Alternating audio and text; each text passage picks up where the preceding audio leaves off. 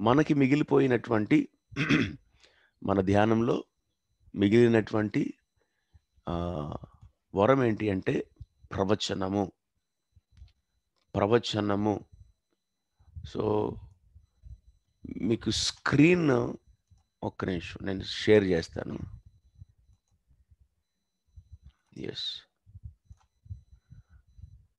Okay, right. So ప్రియులరా, నా స్వరం వినబడుతుంది కదా? ఎస్, స్క్రీన్ కూడా కనబడుతుంది అని నేను ఆశపడుతున్నాను. చాలా సంతోషం. అయితే ఇక్కడ గ్రహించండి, నిన్న మనం ధ్యానించినటువంటి 9 వరాలలో ప్రాముఖ్యంగా అన్ని ధ్యానం చేశాము.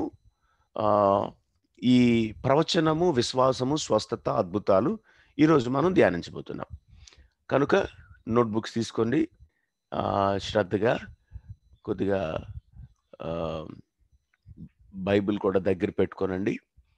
ఒకరి తర్వాత ఒకరు కొద్దిగా చదవటానికి ప్రయత్నం చేయండి. కొన్ని విషయాలు తర్వాత మనం ప్రశ్నలు కూడా తీసుకుందాం, వాటిని మనం లోతుగా అధ్యయనం చేద్దాం. ఓకే, ప్రవచనము. గమనించండి, ప్రవచనం అనేది మేనిఫెస్టేషన్లో ఉంది. అదే సమయంలో పరిపాలన లేదా స్థాపనలో కూడా ప్రవక్త అనేటువంటి అంశాన్ని మనం చూస్తాము. అలాగే మీరు గమనించినట్లయితే ఇక్కడ మీరు చూడండి, టీచర్ అనేటువంటి, బోధకుడు అనేటువంటి వరం పరిపాలన లేదా స్థాపన అనేటువంటి ఆ గుంపులో కూడా ఉంది. అదే సమయంలో ఇక్కడ చూడండి, ఆపరేషనల్ లేదా సపోర్టింగ్లో కూడా టీచింగ్ అని ఉంది. టీచింగ్, టీచర్, ప్రాఫెట్, ప్రవచనము. అంటే కొద్దిగా రిపీట్ అయినట్టు కనబడుతుంది, కానీ రెండు ఒకటే పని కొరకు ఇవ్వబడినవి కాదు. మీకు మళ్ళీ నేను జ్ఞాపకం చేస్తాను. ఏంటి సార్ డిఫరెన్స్ ఏంటి అంటే, ఒక బోధకుడు లేక బోధ, టీచింగ్ అంటే బోధ, టీచర్ అంటే బోధకుడు. బోధించే ప్రతివాడు టీచర్ కాదు. ప్రవచనము ప్రవక్త, ప్రవచించే ప్రతివాడు ప్రవక్త కాదు. ఇది మీకు అర్థమయ్యేటట్లుగా నేను మళ్ళా నా ధ్యానంలో చెప్తాను. ఇది అర్థం అవటం కొరకు మొదటి మెట్టుగా నేను చెప్పే విషయాన్ని మీకు జాగ్రత్తగా వినండి.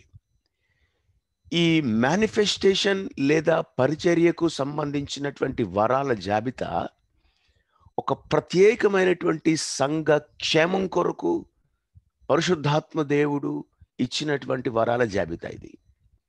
కనుక ప్రవచనము చెప్పేటువంటి వాడు ప్రాముఖ్యంగా ఒక సంఘ పరిధిలో పని చేయాల్సినటువంటి వాడు.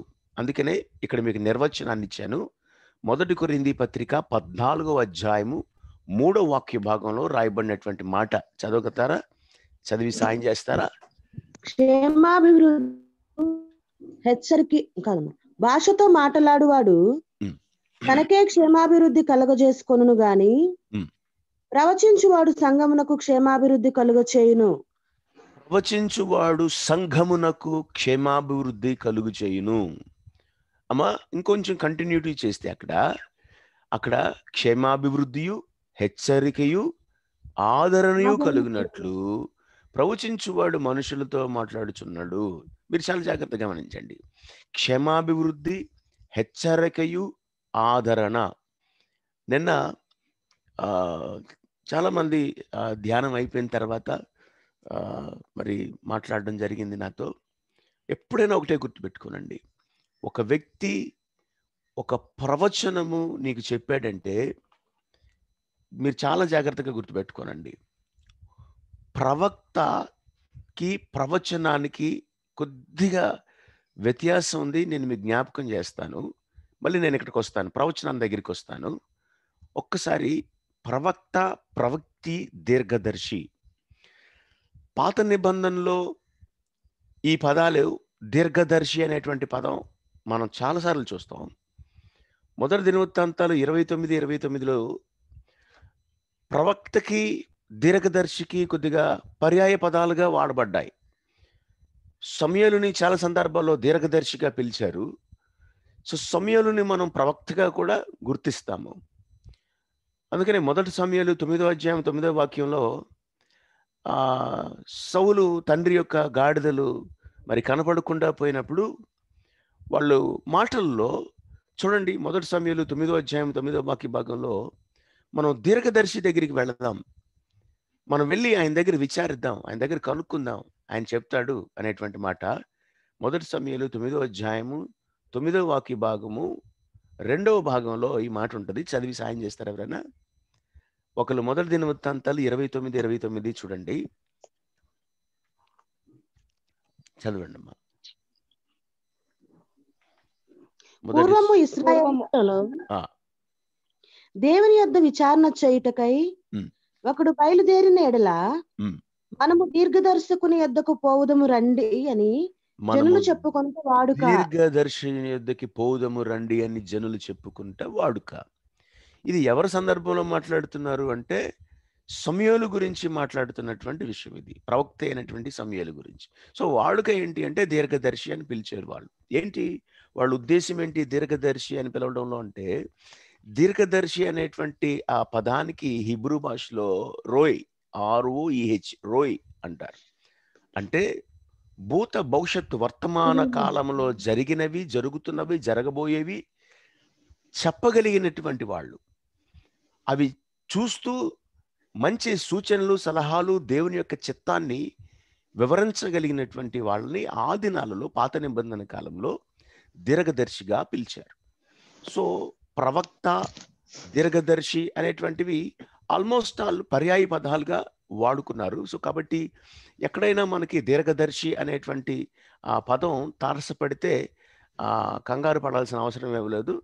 అది ప్రవక్తనే సూచిస్తుంది అని జ్ఞాపకం పెట్టుకోనండి. అయితే పాత నిబంధనలో ప్రవక్తలు ఉన్నారు, ప్రవక్తినులు ఉన్నారు. అంటే పురుషులలో కనుక మరి ప్రవక్త అయితే ప్రవక్త అంటాము, స్త్రీల్లో కనుక ఎన్నుకొనబడితే ప్రత్యేకంగా వాళ్ళని ప్రవక్తి అన్నాము. రైట్. ఇప్పుడు నేను నూతన నిబంధనలో ఉన్నటువంటి ప్రవక్తలకి, పాత నిబంధనలో ఉన్నటువంటి ప్రవక్తలకి నేను తేడా చెప్పి ఆ తర్వాత ప్రవచించడానికి ప్రవక్తకు ఉన్నటువంటి వ్యత్యాసాన్ని మీకు ప్రకటించడానికి ప్రయత్నం చేస్తాను. మీరు జాగ్రత్తగా గమనించండి. పాత నిబంధనలో ఉన్నటువంటి ప్రవక్త ఎప్పుడు కూడా వాళ్ళ గురించి రాయబడినటువంటి వాళ్ళ యొక్క పని మీరు చూడండి. ఎప్పుడు వాళ్ళు ఒక దేశానికి, ఒక ప్రత్యేకమైనటువంటి ఒక గుంపు కొరకు వాళ్ళు పనిచేశారు. అంటే మనం ఇర్మియా గ్రంథం 1వ అధ్యాయం 5 నుంచి 10 వచనాలు మనం చదివితే అక్కడ ప్రవక్త యొక్క నిర్వచనాన్ని మనం స్పష్టంగా చూడగలుగుతాం. అక్కడ ఇర్మియాతో దేవుడు అంటుంటాడు, జనములకు ప్రవక్తగా నిన్ను నియమించి తిని అని చెప్పి మొదటి అధ్యాయంలోనే 10వ వాక్య భాగంలో దేవుడు కొన్ని ప్రాముఖ్యమైనటువంటి పనులు ఏం చేస్తాడు ప్రవక్త అనేటువంటి విషయాలను వివరిస్తూ పెళ్ళగిస్తాడు, విరగొడతాడు, నశింపజేస్తాడు, పడద్రోస్తాడు, కడతాడు, నాటుతాడు అని జనములు, రాజ్యములు అని మాట్లాడుతున్నాడు. జనములు అంటే అది ఒక మాటలో చెప్పాలి అంటే గ్రూప్ ఆఫ్ పీపుల్. ఎక్స్క్లూజివ్లీ పాత నిబంధనలో జనములు అంటే ఇజ్రాయిలీల ప్రజల గుంపు అనేటువంటి విషయాన్ని మనం గ్రహించుకోవాలి. వీళ్ళు ఓన్లీ ఇజ్రాయిల్ గుంపు కొరకే పనిచేశారా? కాదు. వాళ్ళు ఇజ్రాయిల్ గుంపు కాకుండా బయట గుంపుకు కూడా వాళ్ళు పనిచేశారు. మీకు ఉదాహరణకి చెప్పాలి అంటే మొదటి సమూయేలు గ్రంథానికి వెళదాం. అక్కడ ఒక వచనాన్ని నేను మీకు చూపిస్తాను. ఏలియా అనేటువంటి ప్రవక్త ఎన్నుకొనబడినటువంటి ఆ సందర్భంలో క్షమించండి, 2వ సమూయేలు గ్రంథం వెళ్ళండి. సారీ,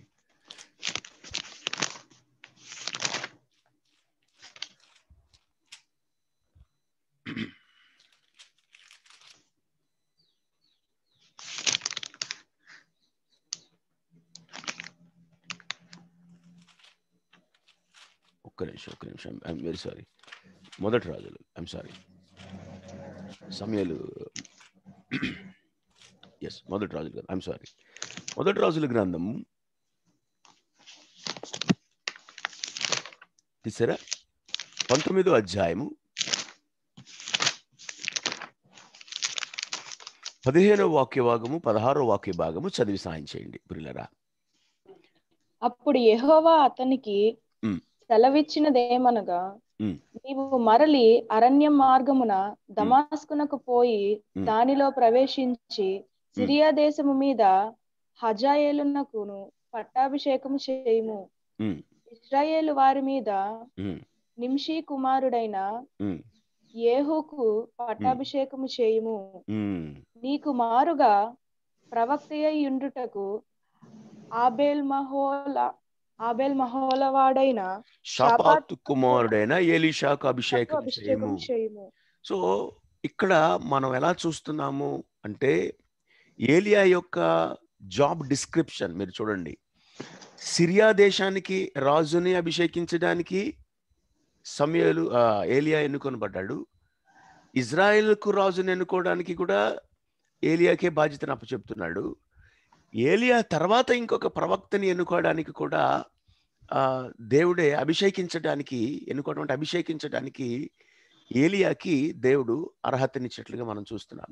సో పాత నిబంధనలో ప్రవక్త యొక్క పనేంటి అంటే, నేను అక్కడ రాశాను చూడండి, రాజులను అధికారులను ఎన్నుకోవాలి అన్నా, వాళ్ళని సరిచేయాలి అన్నా, రాజ్యాల లెవెల్లో కానీ లేకపోతే ఒక ప్రత్యేకమైనటువంటి జనాంగముల గుంపు కొరకైనా సరే పాత నిబంధనలో ప్రవక్త పనిచేసేవాడు.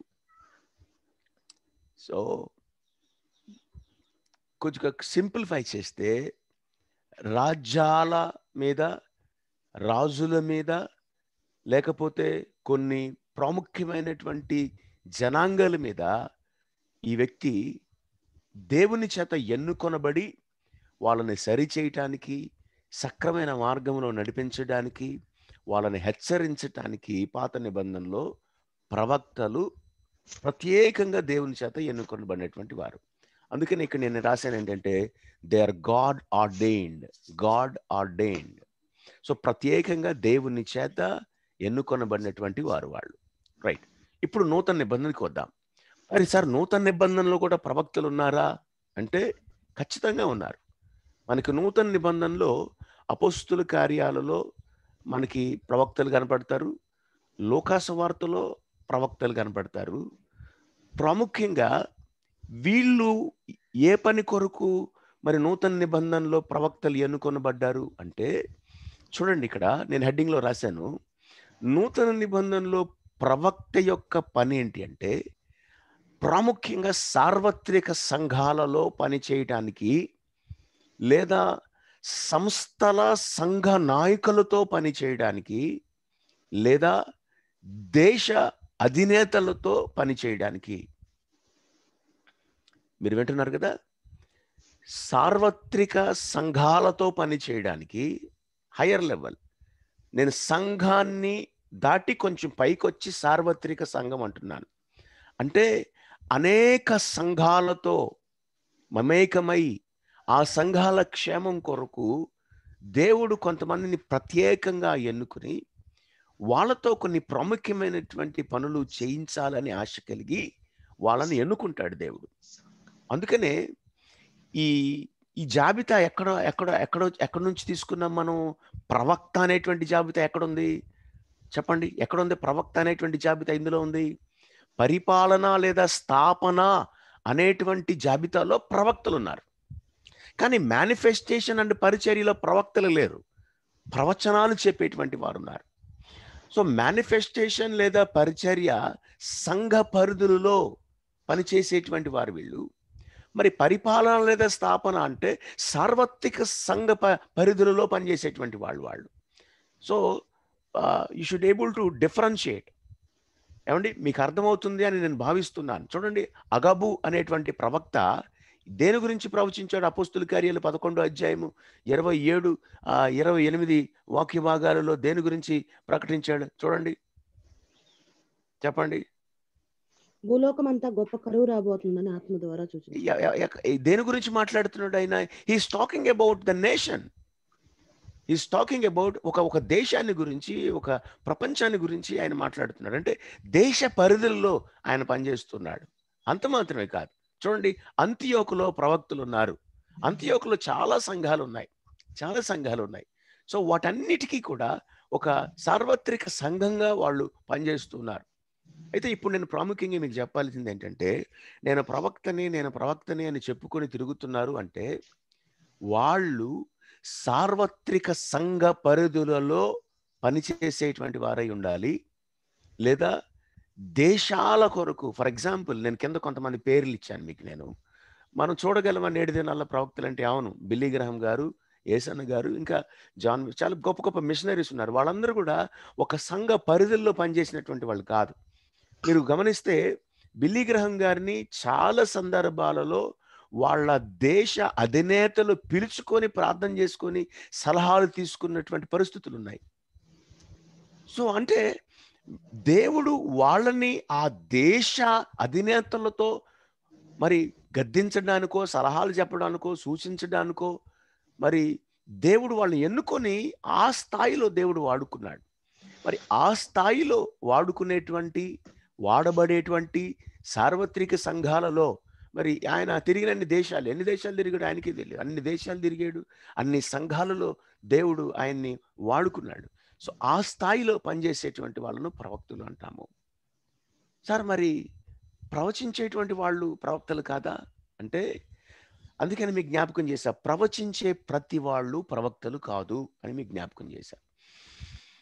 ప్రవచించే ప్రతి వాళ్ళు ప్రవక్తలు కాదు అని మీకు జ్ఞాపకం చేశాను. ఇప్పుడు చూడండి, ఇప్పుడు ఇక్కడికి రండి. ఈ వాక్యాన్ని ఒకసారి జాగ్రత్తగా చూస్తే, కొరింథీ పత్రిక 14వ అధ్యాయంలో 22వ వచనము 25వ వచనాన్ని ఒకసారి చదివితే చూడండి. కాబట్టి భాషలు విశ్వాసులకు కాదు, అవిశ్వాసులకే సూచకమై ఉన్నవి. భాషలు అవిశ్వాసులకు కాదు, విశ్వాసులకే సూచకమైన. ప్రవచించుట విశ్వాసులకు కాదు సార్, అవిశ్వాసులు కాదు, విశ్వాసులకే సూచమై ఉన్నది.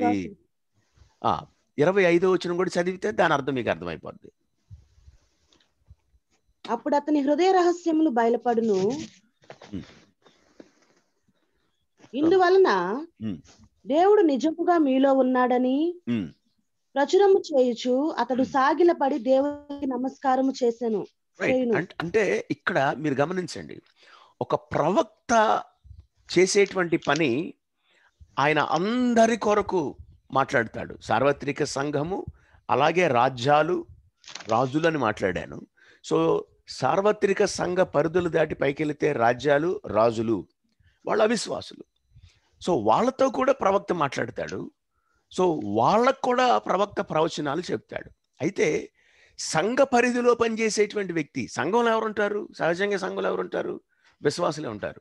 అందుకని పౌలు స్పష్టంగా ఉంటాడంట, బాబు ప్రవచించటం అనేది ఇది విశ్వాసులకు సూచ్యమై ఉంది కనుక నువ్వు విశ్వాసుల గుంపుతో పనిచేసేటువంటి వాడు కనుక నీకు ప్రవచించేటువంటి వరాన్ని నేను నీకు ఇచ్చాను.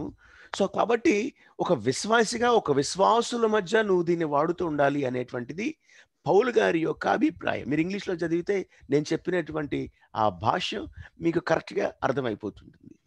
సో అందుకని నేను ఒక హెడ్డింగ్లో రాశాను, ప్రవచించడం అనేది అఫ్ కోర్స్ అది దేవుడిచ్చినటువంటి వరమే, అందులో అనుమానమేం లేదు. సో దేవుడు ఒక వరంగా దేవుడు దీన్ని ఇచ్చాడు. ఇది సంఘ పరిధిలో వాడేటువంటి వరము. రైట్, మీకు క్లారిటీ వచ్చింది అని నేను అనుకుంటున్నాను. ఒకవేళ క్లారిటీ రాకపోతే తర్వాత ప్రశ్న సమయంలో దీన్ని మనం అడగొచ్చు. అయితే మీకు అనుమానం రావచ్చు, ఏమండి ఎన్నుకొనబడినటువంటి వాళ్ళు, ప్రవక్తలుగా ఎన్నుకొనబడినటువంటి వారే ప్రవర్తిస్తారా, లేకపోతే ఎవరన్నా ప్రవచించొచ్చా అని అనుమానం వస్తే మీకు రెండు నిర్వచనాలు నేను చెప్పాలి. ఒకటి, ప్రవక్తలు ప్రవచిస్తారు, అదే సమయంలో ప్రవక్తలు కాకుండా ఉన్నటువంటి వారు కూడా ప్రవచించారు పాత నిబంధనలో. మరి నూతన నిబంధనలో కూడా ప్రవక్తలు కాకుండా ఉన్న వాళ్ళు కూడా ప్రవచిస్తారా? ఎస్, ప్రవచిస్తారు. ఎట్లాగ సార్ ఇది అంటే చూడండి, మనం ఒక ఉదాహరణ తీసుకోవచ్చు. దావీదు తప్పించుకొని పారిపోయి వెళ్ళి ఆ ప్రవక్తలు ఉండేటువంటి ప్రదేశంలో దావీదు తలదాచుకున్నాడు. సమూయేలుతో మిగతా వారితో తలదాచుకున్నప్పుడు రామా అని పిలువబడుతున్నటువంటి ఆ ప్రాంతంలో దావీదు వెళ్ళి తలదాచుకున్నప్పుడు సౌలు పనోళ్ళని పంపిస్తాడు. ఆ తర్వాత సౌలే సాక్షాత్ అక్కడికి వెళతాడు. వెళ్ళిన తర్వాత మీరు గమనించండి, 1 సమూయేలు గ్రంథం తీయండి, 19వ అధ్యాయంలో సౌలు ప్రవక్త కాదు, సౌలు ప్రవక్తగా ఎన్నుకొనబడలేదు. అయితే అక్కడ సౌలు ప్రవచించినటువంటి ఆ సందర్భాన్ని మనం చూస్తాం. చూడండి, ఆయన ఆ యొక్క వాతావరణంలోనికి ప్రవేశించగానే 20వ వచనం చదువుతారా? 19వ అధ్యాయము 1 సమూయేలు గ్రంథము 20వ వచనము. దావీదును పట్టుకొనుటకై ఉమ్, సౌలు చదవండి. దూతలను పంపెను. ఉమ్, వీరు వచ్చి ప్రవక్తలు సమాజముగా కూడుకొని ప్రకటించుటయు సమూయేలు వారి మీద నాయకుడుగా నిలుచుటయు చూడగా దేవుని ఆత్మ సౌలు పంపిన దూతల మీదికి వచ్చెను. ఉమ్. కనుక వారును ప్రకటింపనారంభించిరి. సౌలు పంపినటువంటి పని వాళ్ళ మీదకి మీరు గమనించండి, దేవుని ఆత్మ సంచారం ఉన్నటువంటి ఆ వాతావరణంలోనికి వాళ్ళు వెళ్ళగానే వాళ్ళు ప్రవచించడం మొదలుపెట్టారు. అమ్మా, ఈ సంగతి సౌలునకు వినపడినప్పుడు ఓకే, ఇప్పుడు చూడండి 22వ వచనం చదివితే అక్కడ కడవసారి చదవండి అమ్మా. తానే రామాకు పోయి ఆ, సేకు దగ్గరనున్న గొప్ప బావి యొద్దకు వచ్చి ఉమ్, సమూయేలును దావీదు ఎక్కడ ఉన్నారని అడగగా ఉమ్, ఒకడు రామా దగ్గర నాయోతులో వారున్నారని చెప్పెను. ఉమ్. అతడు రామా దగ్గరనున్న నాయోతునకు రాగా దేవుని ఆత్మ అతని మీదికి వచ్చెను కనుక ఉమ్, అతడు ప్రయాణము చేయుచు ఉమ్. రామా దగ్గరనున్న నాయోతునకు వచ్చు వరకు ప్రకటించుచుండెను. నావోదు వరకు వచ్చే వరకు ప్రకటించుచునే ఉన్నాడు. మరియు అతడు తన వస్త్రములను తీసివేసి ఆనాటి రాత్రింబగళ్ళు సమూయేలు ఎదుటనే ప్రవచించుచు, ఇక ఆయన ప్రవచిస్తానే ఉన్నాడు. అంటే పాత నిబంధనలో 2 సందర్భాలలో ప్రవచనాలు చెప్పగలిగారు. ఒకటి, దేవుని చేత ఎన్నుకొనబడినటువంటి ప్రవక్తలు ప్రవచనాలు చెప్పారు. అలాగే దేవుని యొక్క ప్రవక్తలు ఉన్నటువంటి ఆ పరిసర ప్రాంతాల్లో దేవుని యొక్క ఆత్మాభిషేకము ఉన్నటువంటి ఆ వాతావరణంలోనికి వీళ్ళు ప్రవేశించినప్పుడు కూడా ప్రవచనాలు చెప్పారు. అందుకని సంఖ్యాకాండం 11:25లో కూడా మనం చూస్తాము, మోషేతో పాటు ఆయన అక్కడికి తీసుకొని వెళ్ళిన 70 మంది కూడా వాళ్ళు ప్రవచించడం మొదలుపెట్టారు. సో మోషేతో పాటు ఉన్నటువంటి 70 మంది కూడా ప్రవచించడం మొదలుపెట్టారు. సో కాబట్టి పాత నిబంధనలో ప్రవక్తలే కాదు, ఆ ప్రవక్తలు ఉన్నటువంటి ఆ వాతావరణంలోనికి atmosphere or anointing of the holy spirit, పరిశుద్ధాత్మ అభిషేకం వారి మీదకి వచ్చినప్పుడు వాళ్ళు ప్రవచించడం మొదలుపెట్టారు. నూతన నిబంధనకు వద్దాం. నూతన నిబంధనలో ప్రత్యేకంగా మరి ప్రవక్తగా ఎన్నుకొనబడిన వాళ్ళు ప్రవచిస్తారు, ప్రవచన వరము కలిగినటువంటి వారు ప్రవచిస్తారు. హెడ్డింగ్లో పెట్టాను చూడండి, వరము ద్వారా ప్రవచనము అన్నాను. ఇంకోటి కూడా రాశాను నేను, ఏంటది? పరిశుద్ధాత్మ మీదికి వచ్చినప్పుడు, అంటే ఆ వరాన్ని పొందుకోకపోయినా, లేకపోతే ప్రవక్తలుగా వారు ఎన్నుకొనబడకపోయినా, పరిశుద్ధాత్మ అభిషేకము వారి మీదకి వచ్చినప్పుడు, ఉదాహరణకి అపోస్తుల కార్యాలు 19వ అధ్యాయం 6వ వాక్య భాగం, అపోస్తుల కార్యాలు 19వ అధ్యాయం 6వ వాక్య భాగం మీరు చూడండి స్పష్టంగా. అక్కడ పౌలు వారి మీద చేతులు ఉంచగా, చదువమ్మా. తరువాత పౌలు వారి మీద చేతులుంచగా పరిశుద్ధాత్మ వారి మీదకి వచ్చెను. అప్పుడు వారు భాషలతో మాట్లాడుటకును ప్రవచించుటకును మొదలు పెట్టిరి. రైట్, మీరు జాగ్రత్తగా గమనిస్తే ఇక్కడ మీకు 2 విషయాలు అర్థం అవుతాయి. ఇక్కడ ఏంటది? పౌలు వారి మీద చేతులుంచగా పరిశుద్ధాత్మ వారి మీదకి వచ్చెను, పరిశుద్ధాత్మ అభిషేకము వారి మీదకి వచ్చింది. అప్పుడు వాడు 2 పనులు చేశారు. ఒకటేంటి? కేవలం భాషలే మాట్లాడలేదు. నిన్న ఒకళ్ళు ప్రశ్న వేశారు, అభిషేకం మన మీదకి వచ్చినప్పుడు భాషలు మాట్లాడడం అనేది సూచన కదా అని ప్రశ్న వేశారు. నేనంటున్నాను, అభిషేకం మన మీదకి వచ్చినప్పుడు భాషలు మాట్లాడడం మాత్రమే సూచన కాదు. మాత్రమే సూచన కాదు. ఇక్కడ భాషలు మాట్లాడేవారు కొంతమంది ఉంటే, కొంతమంది ప్రవచించటం కూడా మొదలుపెట్టారు అని పౌలు గారు అపోస్తుల కార్యాల్లో వివరించారు. చూడండి, పౌలు గారి యొక్క సందర్భాన్ని లోకా వివరిస్తూ ఉన్నాడు అక్కడ. వాళ్ళు ప్రవచించుటకును మొదలుపెట్టారు. సో కొంతమంది ఆత్మాభిషేకం వచ్చినప్పుడు ప్రవచిస్తున్నారు, కొంతమంది భాషలు మాట్లాడుతున్నారు. సో కాబట్టి చాలా జాగ్రత్తగా వినండి. అభిషేకం మన మీదకి వచ్చినప్పుడు భాషలు మాట్లాడేవాళ్ళు కొంతమంది ఉంటారు, ప్రవచనాలు చెప్పేవాళ్ళు కొంతమంది ఉంటారు, అద్భుతాలు చేసేవాళ్ళు కొంతమంది ఉంటారు. So it is not mandate. దేవుని యొక్క పరిశుద్ధాత్మ మన మీదకి వచ్చినప్పుడు ఖచ్చితంగా భాషలో మాట్లాడి తీరాల్సిందే అనేటువంటి ఆ మాట ఆలోచించాలి మనం. ఎందుకంటే అది పెద్ద డిబేట్ ఇష్యూ కాబట్టి నేను దాన్ని కాంట్రడిక్ట్ చేయాలని ఆశపడలేదు, కానీ వాక్యంలో ఉన్న విషయాన్ని నేను మాట్లాడుతున్నాను. కనుక అభిషేకం వచ్చినప్పుడు భాషలు మాట్లాడడం అనేది ఒక సూచన. వేరే ప్రవచనాలు కూడా జరిగాయి, వేరే స్వస్థతలు కూడా జరిగాయి. సో కాబట్టి మేక్ ఇట్ వెరీ క్లియర్. అంత మాత్రమే కాదు, దేవుని యొక్క వాగ్దానం ఒకటి ఉంది నేటి దినాల్లో. మరి సంఘాల్లో విశ్వాసులు మరి దేవుని యొక్క అభిషేకం వారు పొందుకున్నప్పుడు వాళ్ళు ప్రవచనాలు చెప్పొచ్చు. ప్రవక్తలు అవ్వాల్సిన అవసరం లేదు, వాళ్ళు వరాలు పొందుకోవాల్సిన అవసరం లేదు. ప్రవచన వరం పొందుకున్న వారికి ఆత్మాభిషేకంతో ప్రవచించేటువంటి వారికి కూడా ఒక చిన్న వ్యత్యాసం ఉంది. ఏంటంటే వాళ్ళు లోతైనటువంటి ఆ ప్రార్థన అనుభవంలో ఆత్మ పరవశం చెందినప్పుడు, ఆత్మ అభిషేకం వాళ్ళ మీదకి వచ్చినప్పుడు వాళ్ళు ప్రవచిస్తారు. అక్కడతో అది ఆ కాలానికి ఆ సమయానికి ఆ ప్రవచనం ప్రకటిస్తారు, అక్కడతో అయిపోద్ది.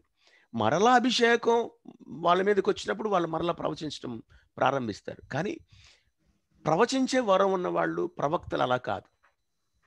వాళ్ళకి జస్ట్ అది ఆన్ ఆఫ్ స్విచ్ బటన్ కదా, అది ఆల్రెడీ ఆన్లో ఉంటుంది. అభిషేకం వచ్చినటువంటి వాళ్ళు ప్రవచించడం అంటే ఆన్ ఆఫ్ బటన్ అనమాట. ఒకసారి ఆన్లో ఉంటుంది, ఒకసారి ఆఫ్లో ఉంటుంది, ఒకసారి ఆన్లో ఉంటుంది, ఒకసారి ఆఫ్లో ఉంటుంది. సో ఇది ప్రవచనానికి ప్రవక్తకి ఉన్నటువంటి మధ్య ఉన్నటువంటి ఒక తేడా అని మనం గ్రహించుకోవాలి. సో మన డిస్కషన్లో మనము ధ్యానించినటువంటి విషయాల్లో ఈ రోజున ప్రవక్త ప్రవచనము అనేటువంటి విషయాన్ని ధ్యానించాం. సో ఒక క్లారిటీ మీకు వచ్చింది అని నేను ఆశపడుతున్నాను. ప్రవక్త అన్న పేరుకు ముందు టైటిల్ ఈ మధ్య చాలా ప్రాముఖ్యంగా అసలు ఎక్కడ పడితే అక్కడ చూస్తాను మనం. అయితే నేను చేతులు జోడించి చెప్పేది ఏంటి అంటే, ప్రవక్తలు ఉన్నారు, కానీ అది చాలా ఉన్నతమైనటువంటి పిలుపుతో కూడినటువంటి వరం. అది చాలా అరుదుగా, అంటే వందల లక్షల కోట్ల మంది కాదు. మీరు పాత నిబంధన నమూనా తీసుకోండి. పాత నిబంధన నమూనాలో ఒక కాలంలో ఎంతమంది ప్రవక్తలు ఉండేవాళ్ళు? ఏమండి, ఉన్న ప్రజలందరూ ప్రవక్తలుగా చలామణి అయితే ఎట్లాగది? So when God ordain somebody as a prophet, దేవుడు కొంతమందిని ప్రవక్తలుగా ఎన్నుకున్నాడు అంటే ఆ కాలంలో ఆ దేశంలో మరి వాళ్ళని ఒక ప్రాముఖ్యమైనటువంటి బాధ్యతనిచ్చి దేవుడు వాడుకుంటాడు తప్ప మరి మందిరానికి ఒక ప్రవక్త తయారవ్వడు. ఏమండి, ఊరికి ఒక ప్రవక్త తయారవ్వడు. ఎందుకంటే ప్రవక్తలు, నేను చెప్పాను, సార్వత్రిక సంఘ పరిధుల్లో పనిచేస్తూ ఉంటారు. ప్రవక్తలు మరి రాజ్యాల స్థాయిలో పనిచేస్తూ ఉంటారు. కనుక చాలా కొద్ది మంది మాత్రమే ఉండే అవకాశం ఉంది. ఇక ప్రవచనాలు అంటారా, ప్రతి సంఘానికి ప్రవచించేటువంటి వరం కలిగినటువంటి వారు ఉండొచ్చు. ప్రవచించే ప్రతి వారు ప్రవక్తలు కాదు ప్రియులరా. కనుక చాలా జాగ్రత్తగా జ్ఞాపకం పెట్టుకోనండి. ప్రవచన వరము లేనటువంటి వారు కూడా ప్రవచించవచ్చు. ఎలాగే సార్? అభిషేకం వచ్చినప్పుడు, ఆత్మాభిషేకంలో ఆత్మ పరవశం చెందినప్పుడు మనం ప్రవచించేటువంటి అవకాశాలు ఉన్నాయి అని నేను సొంతగా పురాణం చెప్పట్లేదు, వాక్యములో ఉన్నటువంటివే నేను మీకు వివరించి జ్ఞాపకం చేశాను. సో అర్థమైంది అని నేను ఆశపడుతున్నాను. మూడవ రకానికి మనం వెళదాం. మూడో రకానికి వెళ్ళి మన ధ్యానాన్ని కొనసాగిద్దాం. మూడో రకమైనటువంటిది ఏంటి అంటే పవర్ గిఫ్ట్స్. ఈరోజు చాలా క్లుప్తంగా టకటక టకటక మనం మాట్లాడేసుకోవాలి. ఎందుకంటే ఈరోజు అవి కంప్లీట్ చేయాలి మొత్తం.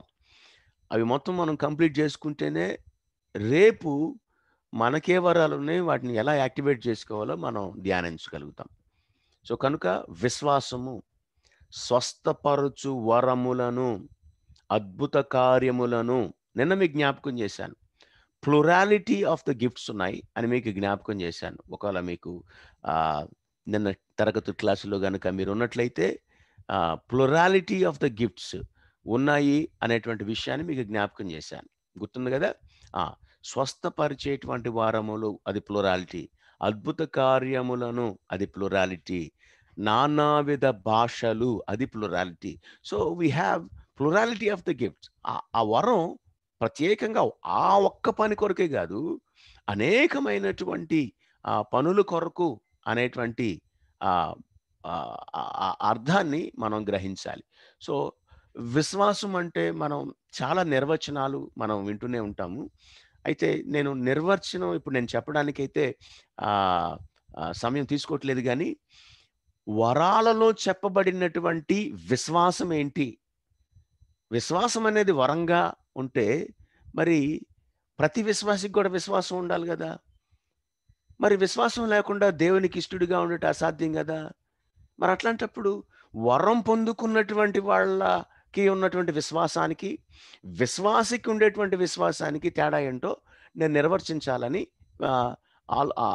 ఆశపడుతున్నాను. కనుక జాగ్రత్తగా ఈ మాటలు గమనించండి. ఇక్కడ ప్రియులరా, కొన్ని రకాల విశ్వాసాలని నేను మీకు జ్ఞాపకం చేశాను. ఇక్కడ చూడండి, ఒకటి సెక్యులర్ ఫెయిత్ అన్నాను, రెండోది సేవింగ్ ఫెయిత్ అన్నాను, మూడవది సర్వైవింగ్ ఫెయిత్ అన్నాను, నాలుగోది సూపర్ న్యాచురల్ ఫెయిత్ అన్నాను.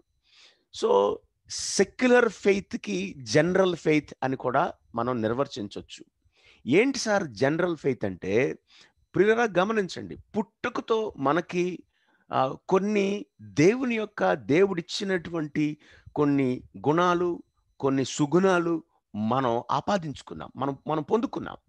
సో ఫర్ ఎగ్జాంపుల్ ఏమండి, వివేచన కలిగినటువంటి ఆ వివేచన జ్ఞానం మనకి పుట్టుకతోనే వచ్చింది. అది సో కాన్షియన్స్ అంటాం మనం దాన్ని, అది మనకు పుట్టుకతోనే వచ్చింది. ప్రేమ అనేది మనకు పుట్టుకతోనే వచ్చింది.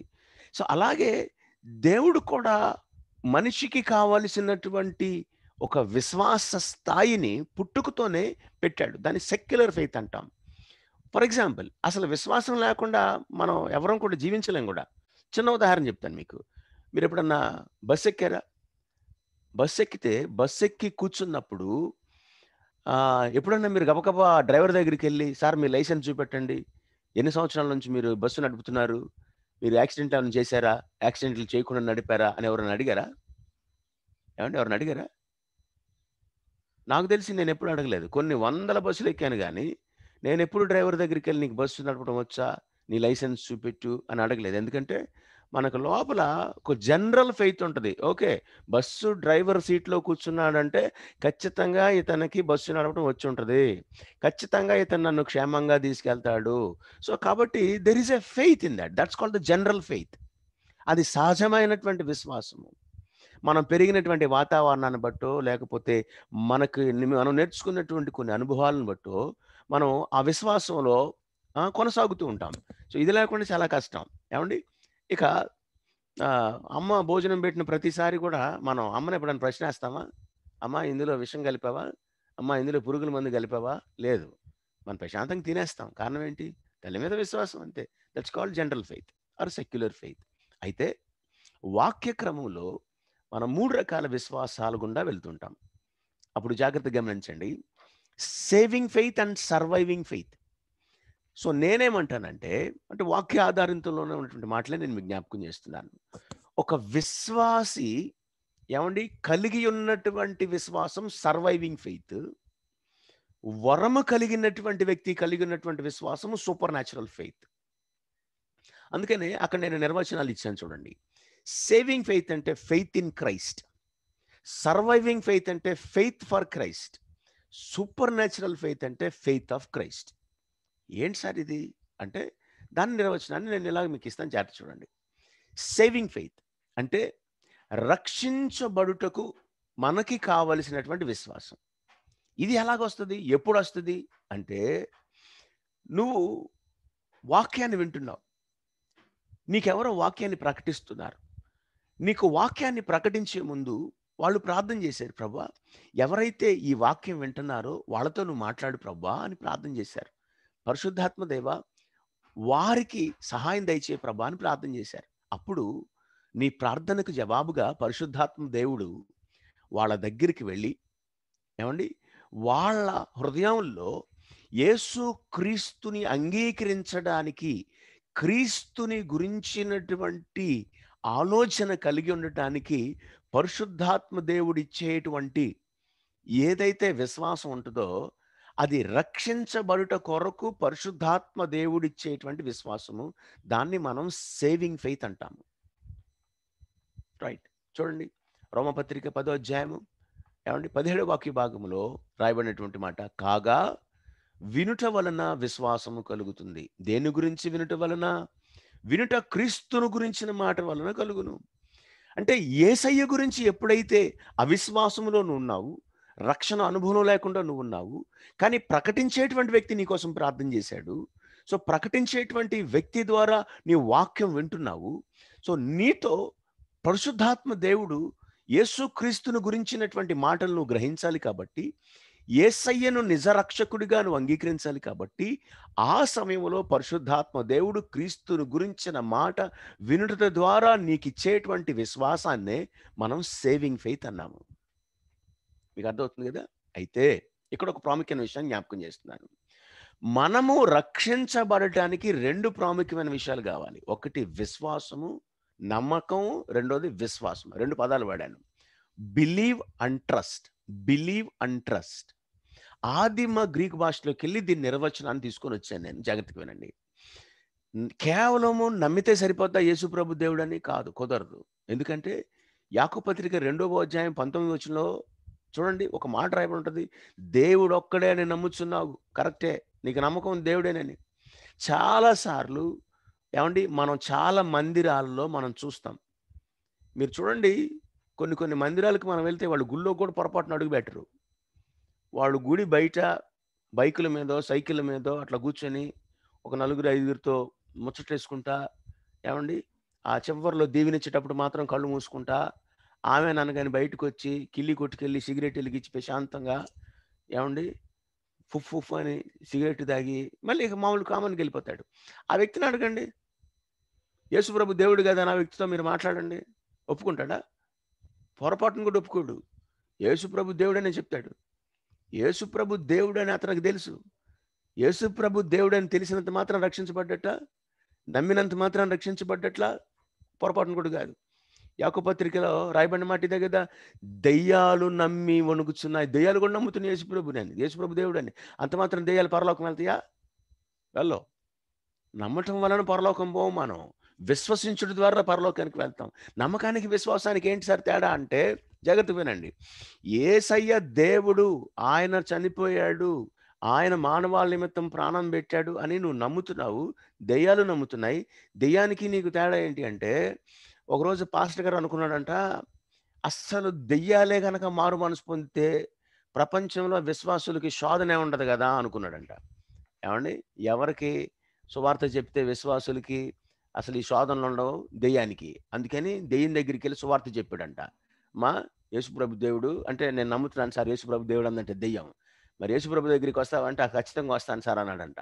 సరే పా యేసుప్రభు దగ్గర తీసుకెళ్తాను, నీ జీవితం మారిపోద్ది అని చెప్పేసి ఒక సేవకుడు దెయ్యాన్ని పాస్టర్ గారి దగ్గర తీసుకెళ్ళంట, యేసుప్రభు దగ్గర తీసుకెళ్ళిన తర్వాత పాస్టర్ గారిని అడిగారంట యేసుప్రభు, ఏంటయ్యా అంటే, అయ్యా ఈ దెయ్యం నీ దగ్గరికి తీసుకొచ్చానయ్యా, నువ్వు దేవుడు అని నమ్ముతుందంట, చాలా సంతోషం. అయితే యేసుప్రభు అన్నాడంట, ఇదిగోమా దెయ్యమా, నీ పాపాలను ఒప్పుకొని నీ పాపాలను విడిచిపెట్టి నువ్వు నా పాదాల దగ్గరికి రా అంటే, అప్పుడు దెయ్యం అందంట, నేనేం తప్పు చేశానని ప్రభు నీ పాదాల దగ్గరికి రావడానికి అందంట. అంటే దెయ్యం దేవుడని ఒప్పుకుంటుంది, కానీ దెయ్యం యేసుప్రభుకు తన జీవితాన్ని ఇవ్వడానికి ఇష్టపడదు. సో కనుక ఎవరు రక్షించబడతారు అంటే, యేసయ్య దేవుడని కేవలం నమ్మిన వారు మాత్రమే కాదు, మీ జీవితంలో ఆయన పాదాల దగ్గర మీ జీవితాన్ని సమర్పించాలి. విశ్వసించడం అంటే అర్థం ఏంటి అంటే, కింద నేను డెఫినేషన్ రాశాను చూడండి. విశ్వసించడం అంటే అర్థం ఏంటి అంటే, అప్లయింగ్ జీసస్ పర్సనల్లీ. యేసు క్రీస్తును నీ వ్యక్తిగత రక్షకునిగాను అంగీకరించడం. నీ జీవితంలో నీవు దేవునికి వ్యతిరేకంగా తప్పులు చేశావు, నీ నిమిత్తమే ఆయన చనిపోయాడు అని నీవు ఆయన రక్తాన్ని వ్యక్తిగతంగా స్వీకరించి, ఆయన రక్తాన్ని వ్యక్తిగతంగా నువ్వు అనుభవించాలి. So you should submit your self. So trust అంటే వ్యక్తిగతంగా యేసు ప్రభుని దేవునిగా నీవు స్వీకరించడం. నమ్మటం మాత్రమే కాదు, స్వీకరించడంలో పశ్చాత్తాపం ఉంటుంది, రిపెంటెన్స్ ఉంటుంది, కన్ఫెషన్ ఉంటుంది, ఒప్పుకోవటం ఉంటుంది, ఏమండి విడిచిపెట్టడం ఉంటుంది, ఆయనకి మన జీవితాన్ని సమర్పించుకోవటం ఉంటుంది. దెయ్యాలు ఈ పనులు చేయవు, దెయ్యాలు పశ్చాత్తాపడవు, దెయ్యాలు పాపాలు విడిచిపెట్టడానికి ఇష్టపడవు, దెయ్యాలు వాళ్ళ జీవితాలను దేవునికి సమర్పించుకోవడానికి ఇష్టపడవు. సో విశ్వసించటం, నమ్మటం రెండు వేరు వేరు. ప్రతి ఒక్కరు నమ్ముతారు, నమ్మిన ప్రతి ఒక్కరు రక్షించబడినట్లు కాదు, కేవలం విశ్వాసము ద్వారా. అందుకే నిన్నంతా మనం చెప్తా ఉన్నాం, విశ్వాసము ద్వారా కృప చేత మనం రక్షించబడ్డాం. Praise the Lord, hallelujah. So కనుక ఈ మొదటి రకమైనటువంటి విశ్వాసము ఏమండి ఎప్పుడు దేవుడు ఇచ్చాడు అని రాయబడింది, క్రీస్తును గురించినటువంటి వాక్యం వినుట ద్వారా మనకు కలిగేటువంటి విశ్వాసాన్ని, దాన్ని సేవింగ్ ఫెయిత్ అన్నాను. Right, now coming to the next point, survival faith. Survival faith అంటే విశ్వాస జీవితాన్ని ప్రారంభించడానికి, విశ్వాస యాత్రను ముగించడానికి కావలసినటువంటి విశ్వాసం ఇది. అంటే నువ్వు రక్షించబడటానికి దేవుడు నీకు సేవింగ్ ఫెయిత్ని ఇచ్చాడు, నువ్వు రక్షించబడ్డావు, నీ జీవితాన్ని ప్రభువుకి అర్పించేశావు, నీ జీవితాన్ని ఆయన రక్తంలో కడుక్కున్నావు, అయిపోయింది. ఇప్పుడు నీ విశ్వాస యాత్ర ప్రారంభమైంది. నీ విశ్వాస యాత్ర ఎప్పుడైతే ప్రారంభమైందో నీకు ఎన్నో ఆటుపోట్లు ఉంటాయి, ఎన్నో తుఫాన్లు ఉంటాయి, ఎన్నో ఒడిదొడుకులు ఉంటాయి, ఎన్నో కష్టాలు ఉంటాయి, నిందలు ఉంటాయి, బాధలు ఉంటాయి, దుఃఖాలు ఉంటాయి. ఇక వాటన్నిటినీ తట్టుకొని కింద చూడండి, లీడ్ ఏ క్రిస్టియన్ లైఫ్. శక్తివంతంగా మనము విశ్వాస యాత్రలో ముందుకు సాగాలంటే ఏమండి, ఆటుపోట్లను తట్టుకోవాలన్నా, సాతాను అగ్నిబాణాలను ఆర్పాలన్నా.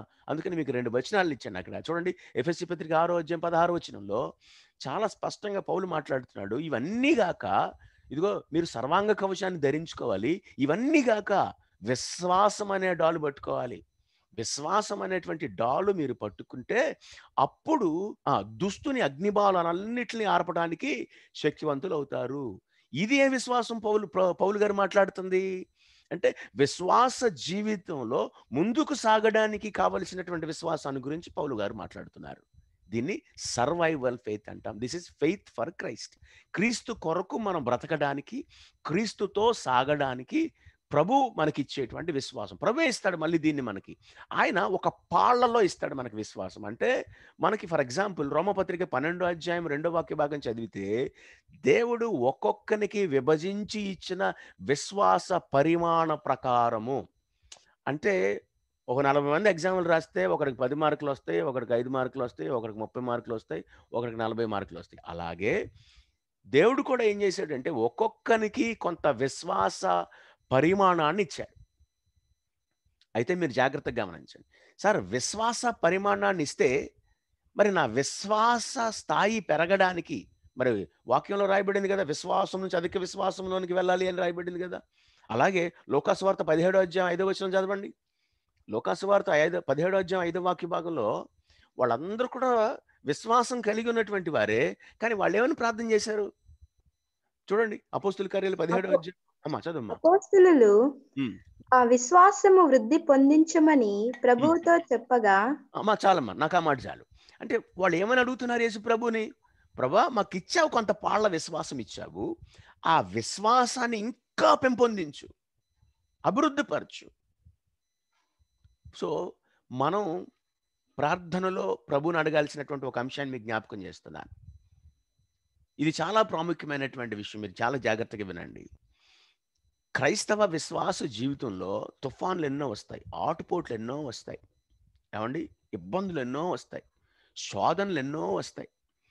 సో మనం జారిపోకుండా స్థిరంగా నిలబడి సాక్షిగా ముందుకు సాగడానికి మనకి విశ్వాస స్థాయి కావాలి. దేవుడు నువ్వు రక్షించబడిన తర్వాత నీకు కొంత విశ్వాస స్థాయినిచ్చి, పరిమాణం చొప్పున నీకు కొంత ఇచ్చి, అమ్మా కొనసాగుతూ ఉండు. ఒకవేళ నీకు ఇంకా నీ ఆత్మీయ జీవితంలో స్థిరంగా నువ్వు నిలబడి బలంగా వాడబడాలంటే నన్ను అడుగు, ఇంకా నేను నీకు ఇస్తాను. అంటే ఫర్ ఎగ్జాంపుల్ బిడ్డలకి ముందు ఒక 100 రూపాయలు ఇచ్చి ఎగ్జిబిషన్కి వెళ్ళాము. ఆ ఎగ్జిబిషన్లో వాడు ఏదో కొనుక్కోవాలనుకుంటున్నాడు. ముందు వాడికి 100 రూపాయలు ఇచ్చారే, మొత్తం కొనుక్కోరా, ఇంకేమైనా కావాలంటే రా మళ్ళీ ఇస్తానంటాం మనం. సో వాడు వెళ్తాడు, 100 రూపాయలు ఖర్చు పెట్టుకుంటాడు, మళ్ళీ వస్తాడు, అయిపోయింది ఇంకొక 500 ఇవ్వని అడుగుతాడు. సో వాడికి ఇంకొక 500 ఇస్తాడు, వాడు మళ్ళీ పోతాడు, అన్ని కొనుక్కుంటాడు, మళ్ళీ వస్తాడు. అట్లాగా విశ్వాస పరిమాణాన్ని దేవుడు మనకు అభివృద్ధి పరుస్తూ ఉంటాడు అన్నటువంటి సత్యాన్ని మనం గ్రహించుకోవాలి. అందుకని ఆది అపోస్తులు అదే అడిగారు, ప్రభా మా విశ్వాసాన్ని వృద్ధి పొందించు. సో ప్లీజ్ హెల్ప్ అస్, మాకు సాయం దయచి ఆ విశ్వాసంలో మేము ఎదగటానికి. అయితే గుర్తుపెట్టుకోనండి, మనం అడగటం మాత్రమే కాదు, దీన్ని మనం ప్రాక్టీస్ కూడా చేయాలి. విశ్వాస స్థాయి పెరగడానికి ప్రభుని అడగాలి, అదే సమయంలో మనం ప్రాక్టీస్ కూడా చేయాలి, ఎక్సర్సైజ్ కూడా చేయాలి. రైట్. సో నేను 2 రకాల విశ్వాసాలు చెప్పాను. ఇప్పుడు అసలు గిఫ్ట్ ఆఫ్ ఫెయిత్ దాని గురించి మాట్లాడుకుందాం మనం. సో ఆ అంశాన్ని వివరించడానికి మనం ఈ మాటలు జ్ఞాపకం చేశాను. అంటే మీకు ఒక అంశాన్ని చెప్పడానికి చుట్టుపక్కల ఉన్నటువంటి అన్ని విషయాలు జ్ఞాపకం చేసి తీసుకొస్తాను, ఎందుకంటే మీకు తక్కువ ప్రశ్నలు రావాలి కాబట్టి.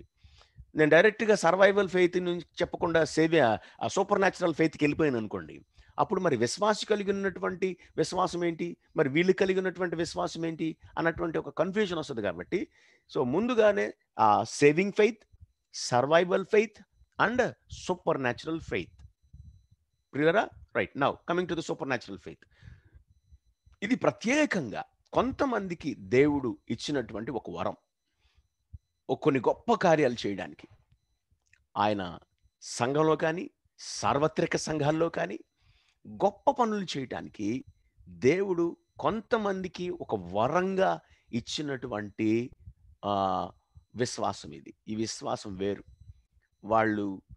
వాళ్ళ జీవించే ఆ విశ్వాస స్థాయి, వాళ్ళు ఎక్సర్సైజ్ చేసే ఆ విశ్వాస స్థాయి నేను మీకు జ్ఞాపకం చేశాను. చూడండి, ఇక్కడ వర్షం ఆపు ప్రభువా అని ప్రార్థన చేయటానికిను వర్షం ఆగిపో అని ప్రార్థన చేయడానికి చాలా తేడా ఉంది. ప్రభువా బ్రతికించు అని ప్రార్థన చేయటానికి, జీవం పోసుకొని లెగు అని చెప్పడానికి చాలా తేడా ఉంది. ఇక్కడ చూడండి, అపోస్తుల కార్యాలు 20వ అధ్యాయం 10వ వచనంలో ఐతుకు అని పిలువబడుతున్నటువంటి ఒక ఆయన పైనుంచి కింద పడి చచ్చిపోతే పౌలు గారు వెళ్ళి ఏం చేశారు చూడండి. అక్కడ పౌలు గారు వెళ్ళి ఏం చేశారు చూడండి. అపోస్తుల కార్యాలు 20వ అధ్యాయానికి రండి. 20వ అధ్యాయం 10వ వచనం. అమ్మా చదువు. అంతట పౌలు క్రిందికి వెళ్ళి అతని మీద పడి కౌగులించుకొని, మీరు తొందరపడకుడి, అతని ప్రాణం అతనిలో ఉన్నదని వారితో చెప్పెను.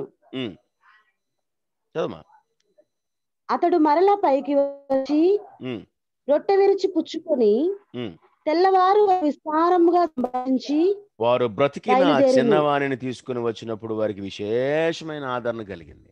ఇక్కడ పౌలు గారు ఏమైనా ప్రార్థన చేశాడా? ప్రభువా కన్నీళ్ళు కార్చి, ప్రభువా మీటింగ్లో చచ్చిపోయాడు, ప్రభువా లే ప్రభువా, అయ్యా సహాయం దయచేయి ప్రభువా, అట్లాంటి ఏం చేయలేదు ఆయన సింపుల్గా వెళ్ళాడు, ఐతుకు లే అన్నాడు. అంటే this is a super natural faith in action. ఎప్పుడు మీరు గుర్తుపెట్టుకోనండి, స్వస్థతలు, అద్భుతాలు విశ్వాసంతో కలగలిపి పని చేయబడతాయి. సో విశ్వాస స్థాయి అధికంగా ఉన్నటువంటి వాళ్ళ జీవితాలలో అద్భుతాలు, స్వస్థతలు ఎక్కువగా ఆపరేట్ అవుతాయి. సో ఇది ప్రత్యేకంగా దేవుడు ఇచ్చినటువంటి విశ్వాసం. దీన్ని మనం ఫెయిత్ ఆఫ్ క్రైస్ట్ అంటాం. యాక్చువల్గా ఒరిజినల్ గ్రీక్ టెక్స్ట్లో మార్కు సువార్త 11వ అధ్యాయము 20 నుంచి 22 వచనాల్లో ఏమండి, అంజూరపు చెట్టును యేసుప్రభు వారు శపించిన తర్వాత మార్కు సువార్త 11:22 చదవండి. మార్కు సువార్త 11:22లో యేసు వారితో ఇట్లా నేను అమ్మా చదవండి. మీరు దేవుని యందు విశ్వాసం ఉంచుడి, ఎవడైనాను ఈ కొండను చూసి నువ్వు ఎత్తబడి సముద్రంలో పడవేయమని చెప్పి అమ్మ ఒక్క నిమిషం మనసులో సందేహింపక చాలు. అంటే అక్కడ వాడబడిన మాట ఏంటో తెలుసా? దేవుని యందు విశ్వాసం ఉంచుడి అని యాక్చువల్గా తెలుగులో తర్జుమా చేశారు. నిజంగా ఆదిమ గ్రీకు భాషలో వాళ్ళు వాడినటువంటి పదం ఏంటో తెలుసా? దేవునికి కలిగినటువంటి విశ్వాసం మీరు కలిగి ఉండి, have the faith of God అనేటువంటి పదం అక్కడ వాడారు. అందుకనే ఈ సూపర్ న్యాచురల్ ఫెయిత్కి నేను పెట్టినటువంటి పేరు ఏంటంటే ఫెయిత్ ఆఫ్ క్రైస్ట్. క్రీస్తుకు కలిగినటువంటి విశ్వాసము, దేవునికి కలిగినటువంటి విశ్వాసము. సో ఈ సూపర్ న్యాచురల్ ఫెయిత్ కలిగినటువంటి గిఫ్టెడ్ పీపుల్ వాళ్ళు ఇటువంటి ఒక ఉన్నతమైనటువంటి స్థాయి కలిగినటువంటి ఆ విశ్వాసాన్ని కలిగి ఉంటారు. అసాధ్యమైనవి సాధ్యమే అని దృఢంగా నమ్మగలిగినటువంటి వారు. ఉదాహరణకి మీకు చెప్పాలి అంటే, ఏమండి, 6 లక్షల మంది మోషేతో విభేదిస్తున్నారు. 6 లక్షల మంది మోషేతో విభేదిస్తున్నారు. 6 లక్షల మంది ప్రాణం భయంతో గడగడ వణికిపోతున్నారు. 6 లక్షల మంది అసలు మోషే మీద తిరగబడి ఇష్టానుసారంగా మాట్లాడుతున్నారు. కానీ మోషే ఎక్కడ కూడా వణికినట్టు బెనికినట్టు ఎక్కడ చూడం మనం. ఒకలాంటి ధైర్యం ఉంది మోషేకి. మోషే కర్రత్తు సముద్రాన్ని పాయలు చేస్తానంటే, ఏమండి మనమైతే ఏం చెప్తాం చెప్పండి? సహజంగా మోషే కర్రత్తు సముద్రాన్ని పాయలు చేస్తానంటే, ఊరుకో ప్రభువా, సముద్రం పాయలవటం ఏంటి ప్రభువా, కర్రెత్తే సముద్రం పాయలవటం ఏంటి అంటే, మన ఆలోచన దృక్పథం, ఆలోచన ధోరణి వేరుంటుంది. సూపర్ న్యాచురల్ కలిగినటువంటి ఆ విశ్వాసులు దేవుడు చెప్పగానే దాన్ని ఆపరేట్ చేస్తారు, దాన్ని ఎగ్జిక్యూట్ చేస్తారు. So this is a specially gift given to some special people. దేవుడు కొంతమందికి ప్రత్యేకంగా ఇచ్చినటువంటి వరం. సో కనుక ప్రియమైన దేవుని బిడ్డలారా, విశ్వాసం అనేటువంటి అంశాన్ని గురించి మీకు నేను జ్ఞాపకం చేశాను. 3 రకాల విశ్వాసాలు చెప్పండి. ఒకటి సేవింగ్ ఫెయిత్, అంటే సహజంగా పుట్టుకతో వచ్చేదాన్ని మీకు జ్ఞాపకం చేసేదాన్ని సెక్యులర్ ఫెయిత్ అన్నాను. రెండవది సేవింగ్ ఫెయిత్ అన్నాను. మూడవది సర్వైవల్ ఫెయిత్ అన్నాను. ఇప్పుడు ఈ వరాలలో చెప్పబడినటువంటి ఈ వరం ఏంటి? Super natural faith. కొద్దిగా అందరూ మొఖాలు నవ్వుతా పెట్టండి. మీరు అసలు ఎందుకు వచ్చిన కష్టాలు మాకు ఇవి, మా జీవితాలన్నీ ఏంటి, మీరు ఇలాగ పొద్దున్నే మమ్మల్ని లేపి మాకు ఈ సిలువ ఏంటి, ఈ శ్రమలేంటి, ప్రభువా మాకు ఈ కష్టాలు తొలగించయ్యా, చిత్తం అయితే ఈ గిన్నె మా యొద్ద నుండి తీసేయి ప్రభువా అన్నట్లు. ఏమండి, మీ ముఖాలన్నీ అసలు కొద్దిగా నవ్వుతా వినండి. చాలా సంతోషం. చాలా మంది చాలా చక్కగా రాస్తున్నారు. అందులో మొన్న తమ్ముడు మధు వచ్చి తమ్ముడు రాసినటువంటి నోట్స్ చూపించాడు. నిజంగా నాకు బాగా ఆనందం వేసింది. అసలు ఎట్లా రాశాడంటే, ప్రతి సెషన్ అండి అసలు అతను మామూలుగా రాయలా, ఒక 2 నోట్స్లు రాశాడు. పాయింట్ టు పాయింట్ ఎవరెవరు ఏం చెప్పారు అన్ని పాయింట్లు యాజ్ ఇట్ ఈజ్గా అలాగా రాయబడి ఉన్నాయి. మీకు జిరాక్స్లు ఏమైనా కావాలంటే జిరాక్స్ ఖర్చులు పంపించండి, మేము జిరాక్స్ తీసి పంపిస్తాం మీకు. చాలా అద్భుతంగా రాశాడు, చాలా అద్భుతంగా రాశాడు. అసలు ఏ పాయింట్ మిస్ అవ్వలేదు. ఐ అప్రిషియేట్ తమ్ముడు, ప్రైజ్ ద లార్డ్. చాలా సంతోషం. ఎంతో కష్టపడి నువ్వు రాసావు, ఇష్టపడి రాసావు. దేవుడు దానికి తగినటువంటి ప్రతిఫలాన్ని నీకు ఇస్తాడు. Praise the Lord. అంటే మిగతా వాళ్ళు రాయట్లేదా, మీరు మమ్మల్ని చూడలేదు కాబట్టి మేమేం రాసాం మీకు తెలియదు అని అనుకుంటున్నారు. మీరందరూ నిజంగా మంచి విద్యార్థులే. I appreciate you all. ఎందుకంటే ఎవరెవరు ఏ పనుల్లో బిజీగా ఉండి మరి వాళ్ళ సొంత పనులు చేసుకుంటున్నటువంటి క్రమంలో మరి వాక్యం పట్ల ఆసక్తి, దేవుని పట్ల ఆశ కలిగి ఇలాగ పొద్దునే వేకుజామును లెగిసి ప్రభు సన్నిధికి వచ్చి కూర్చొని నేర్చుకుంటాం అంటే అది చాలా గొప్ప విషయం. I appreciate you all. చాలా సంతోషం. అయితే ఏం లేదు, చిన్న సలహా ఏంటంటే కొద్దిగా నవ్వుతా కూడా వినండి. మరీ ఏదో ఆవుదం దాగినట్లు కూర్చొని అలా పెట్టుకుంటే కొద్దిగా చెప్పేవాళ్ళు కూడా కొద్దిగా కష్టంగా ఉంటుంది. Praise Lord. సరే, మన ధ్యానంలోనికి మనం వెళ్ళిపోదాం. అర్థమైంది కదండి. విశ్వాసము అంటే ఇప్పుడు మనం పవర్ గిఫ్ట్స్లో ఉన్నటువంటి మొట్టమొదటి దాన్ని జ్ఞాపకం చేసుకున్నాము. సో ఇక్కడ చెప్పబడినటువంటి విశ్వాసము ఏ విశ్వాసం ఇది అంటే, it is a super natural faith. It is not the survival faith, it is not a saving faith. So ఇది సూపర్ న్యాచురల్ ఫెయిత్. ఇది స్పెషల్లీ గిఫ్టెడ్, కొంతమందికి ప్రభు ఇచ్చినటువంటి ఒక వరం. రైట్, కమింగ్ టు ద స్వస్థపరచు వరములను. ఇంగ్లీష్ ట్రాన్స్లేషన్లో కూడా gifts of healing, gifts of healing, plurality ఉన్నది. ఇది ప్లూరాలిటీ ఉన్నది. చాలా మంది అంటే కొంతమంది, నేను ఎవరిని విమర్శించట్లేదు కానీ వాళ్ళకి నేను చెప్పేది ఏంటి అంటే, లేకపోతే మనం ధ్యానం చేసేది ఏంటంటే, ప్లూరాలిటీ ఉన్నప్పుడు దాని నిర్వచనాన్ని ఒక్కదానికే ఆపాదించకూడదు, ఒక్క విషయానికే ఆపాదించకూడదు అనేది నా అభిప్రాయం. ఏంటి సార్ మీ అభిప్రాయం అంటే, మీరు చూడండి, ఇప్పుడు జబ్బులు శారీరకంగానే ఉంటాయా, మానసికంగా జబ్బులు ఉండవా? ఏమండి మానసిక రోగులు ఎంతమంది ఉన్నారు? ఒకప్పుడంట ఆంధ్రాలో కేవలం 2 పిచ్చి హాస్పిటల్ ఉండేయంట. ఒకటి హైదరాబాద్ ఎర్రగడ్డ, రెండోది విశాఖపట్నం. విశాఖపట్నం, హైదరాబాద్లో మాత్రమే పిచ్చి హాస్పిటల్ ఉండేవి. మరి సాతాను కృపో డాక్టర్ల కృపో నాకు తెలియదు, కానీ ఈ 2020 సంవత్సరంలో సుమారుగా 100 పిచ్చి హాస్పిటల్ ఉన్నాయంట. గవర్నమెంట్ అఫీషియల్గా 100 పిచ్చి హాస్పిటల్ ఉన్నాయంట. మరి ప్రైవేట్గా చూస్తే ప్రతి ఊరిలో సైకియాట్రిక్ డాక్టర్ ఉన్నాడు. ఉన్నారా లేదా? మీ ఊరిలో సైకియాట్రిక్ డాక్టర్ ఉంటాడు, ఖచ్చితంగా ఉంటాడు. అంటే ఎవరైనా మానసిక జబ్బుని తగ్గించేటువంటి వైద్యుడైనా. సో కాబట్టి మనుషులకు శారీరకమైనటువంటి జబ్బులే కాదు, మానసికమైనటువంటి జబ్బులు కూడా ఉంటాయి, అది గుర్తుపెట్టుకోవాలి. సో కాబట్టి so when you say healing, ఇంకా స్వస్థతలు ఉన్నాయా అంటే, సార్ మానసిక స్వస్థత కూడా స్వస్థతే. అవునంటారా కాదంటారా? Absolutely true.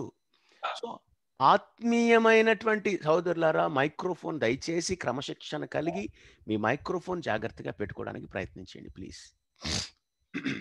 Yes, thank you. So మానసికమైనటువంటివి, ఆత్మీయమైనటువంటివి, శారీరకపరమైనటువంటివి ఉన్నాయి. అయితే మీరు వినండి, మనం చూసేటువంటి డాక్టర్స్ ఎవరైతే ఉన్నారో వారు శారీరకమైనవి, మానసికమైనటువంటి వాటికి మాత్రమే వైద్యం చేయగలుగుతారు. కానీ మన పరమ వైద్యుడు ఏమండి, ఆయన శారీరకమైన స్వస్థత, మానసికమైన స్వస్థత, ఆత్మీయమైనటువంటి స్వస్థత ఆయన మనకి ఇవ్వగలిగినటువంటి దేవుడు, చేకూర్చగలిగినటువంటి దేవుడు. అయితే నేను అసలు జబ్బులు ఎందుకు వస్తాయి? మానసిక పరమైనటువంటి జబ్బులు, ఆత్మీయమైనటువంటి జబ్బులు, శారీరకమైనటువంటి జబ్బులు. జబ్బు అనగానే మీరు దాని పెద్ద అసలు హెచ్ఐవి వైరస్ లాగా చూడబాకండి. అంటే తలనొప్పి కూడా జబ్బే. అంటే కొద్దిగా తేడాగా ఉన్నా కూడా దాన్ని మనం జబ్బు అనే అంటాము. సో కనుక ఎక్కువ భయపడుతున్నాం అనుకో, అది మానసిక రోగమే. కొంతమందికి ఇంట్లో బల్లిని చూస్తే టెంపరేచర్ 104కి వెళ్తుంది. ఏమండి గుండె గడగడ గడగడ గడగడ కొట్టుకుంటా ఉంటుంది. అదేదో బల్లి ఏదో డైనాసోర్ లాగా. అంటే అదొక భయం వాళ్ళకి. అసలు ఇక కొంతమందికి పొరపాటున ఇంట్లో టకమని లైట్ కరెంటు పోయింది అనుకోండి, అడి గుండె అయిపోయింది. సడన్గా కరెంటు పోయింది అనుకోండి, ఎంత గట్టిగా అరుస్తారంటే ఇక ఏదో ఇల్లు కప్పు వాళ్ళ నెత్తిన పడ్డట్టు అరుస్తారు. కారణం ఏంటంటే ఒక భయం. సో భయం కూడా ఒక మానసిక రోగమే. సో కాబట్టి ఇట్లాగా చాలా రకాల అస్వస్థతలు, శారీరకమైనవి, మానసికమైనవి, ఆత్మీయమైనవి ఉన్నాయి అన్నటువంటి విషయాన్ని మీరు గ్రహించుకోనండి, మీరు అర్థం చేసుకోనండి.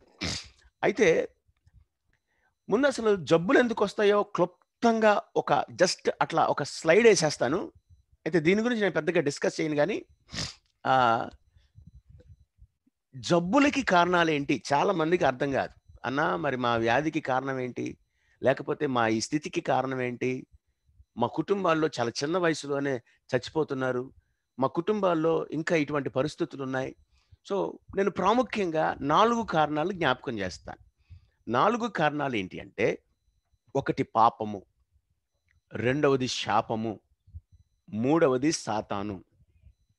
మనకు కలిగేటువంటి, ఏమండి జాగ్రత్తగా వినండి, మనకు కలిగేటువంటి శారీరక మానసిక జబ్బులకు ఏమండి కారణము పాపాలు కావచ్చు, శాపాలు కావచ్చు, సాతాను కావచ్చు. ఈ వీడియో నేను యూట్యూబ్లో పెడతాను కాబట్టి దీని గురించినటువంటి వివరణ మీరు తర్వాత తీసుకోండి. ఒకవేళ లేదంటే ఈ స్లైడ్ షేర్ చేయమంటే ఈ స్లైడ్ షేర్ చేస్తాను, తర్వాత మీరు నోట్స్ రాసుకుందరు. ఎందుకంటే సమయం లేదు కాబట్టి నేను దాటి వెళ్ళిపోతున్నాను. అయితే 4 కారణం ఉంది. ప్రతి జబ్బుకి పాపమేనా? ప్రతి జబ్బుకి శాపమేనా? ప్రతి జబ్బుకి సాతానా కారణం కాదు.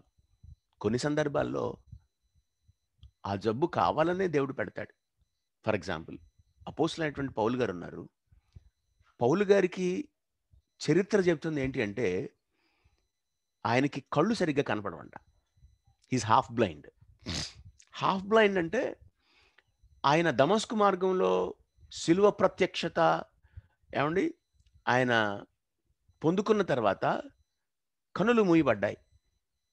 ప్రవక్త దగ్గరికి, అననీయ అనే ప్రవక్త దగ్గరికి, అననీయ అనేటువంటి ప్రవక్త కాదు యాక్చువల్గా, అననీయ అనేటువంటి ఆయన శిష్యుడు. ప్రవక్త అనేటువంటి పదం కరెక్ట్ కాదు. ఎందుకంటే అననీయాని ఎక్కడ కూడా ప్రవక్తగా బైబిల్ సంబోధించలేదు. ఆయన ఒక శిష్యుడు, సామాన్యమైన శిష్యుడు. కానీ దేవుడు ఒక కొత్తమైనటువంటి కృపనిచ్చాడు కాబట్టి పౌలు గారికి ప్రార్థన చేసే ధన్యతలు అనన్య ఉన్నాడు. అనన్య దగ్గరికి వెళ్ళి ప్రార్థన చేసిన తర్వాత పొరల వంటివి రాలాయి, క్యాట్రాక్ట్ ఏదో రాలిపోయింది, మనకు తెలియదు ఏం జరిగిందో. ఆ తర్వాత నుంచి పౌలు గారు ఎప్పుడు కూడా పూర్తిగా చూపు పొందలేదంట. ఆయనకి ఎప్పుడు మసకగా ఉండేదంట. అందుకనే చాలామంది వేదాంత పండితుల యొక్క అభిప్రాయం ఏంటి అంటే, ఈ 13 పత్రికలను పౌలు తన స్వహస్తాలతో రాయలేదు. ఆయన ఏం చేశాడంటే ఎప్పుడు కూడా పక్కన ఎవరినో ఒకరిని కూర్చోబెట్టుకొని పరిశుద్ధాత్మ ప్రేరణతో ఈయన చెప్తా ఉంటే వాళ్ళు పక్కన కూర్చొని రాస్తూ ఉండేవాళ్ళంట. అందుకనే అక్కడ మనం చూసినప్పుడు కింద పౌలు గారి పత్రికలో వాళ్ళు మీకు వందనాలు చెప్తున్నారు, వీళ్ళు మీకు వందనాలు చెప్తున్నారు, నా స్వహస్తాలతో నేను మీకు సంతకం పెట్టాను అని రాస్తాడు పౌలు. అంటే మిగతాదంతా వాళ్ళు రాస్తారు, ఈ అయ్యగారు మాత్రం సంతకం పెడతారనమాట. అంటే ఆటోమేటిక్గా ఆయనే ఆథెంటిక్గా ఏమండి చెప్తుంది ఆయనే. సో కాబట్టి మీరు గమనించినట్లయితే ప్రియమైన దాన్ని బిడ్డారా, ఇక్కడ చూడండి దేవుని మహిమ కొరకు దేవుడు యోహాను సువార్త 9వ అధ్యాయం 2-3 వచనాలలో పుట్టి గుడ్డివాడు మరి ఎవడ పాపం చేశాడు అని శిష్యులు అడుగుతూ ఉంటే యేసుప్రభు ఇచ్చిన జవాబు ఏంటంటే, చదువుతారా? ఆ మాట చదువుకొని మనం వెనక్కి వెళ్ళిపోదాం.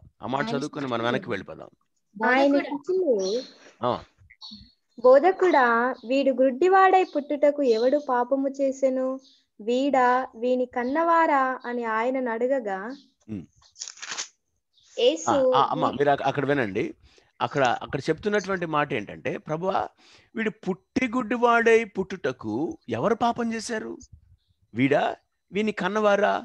ఎవరు పాపానికి బలైపోయాడు ఈ కుర్రోడు అని ఆలోచన చేస్తే, ఐఎమ్ సారీ, అక్కడ చాలా స్పష్టంగా యేసుప్రభు వారు సమాధానం చెప్పింది ఏంటంటే, అరే పాపం చేస్తే రోగాలు వస్తాయి, శాపాలు వస్తాయి అని మీకు ఎవరు చెప్పారు అని యేసుప్రభు కొట్టేయలేదు.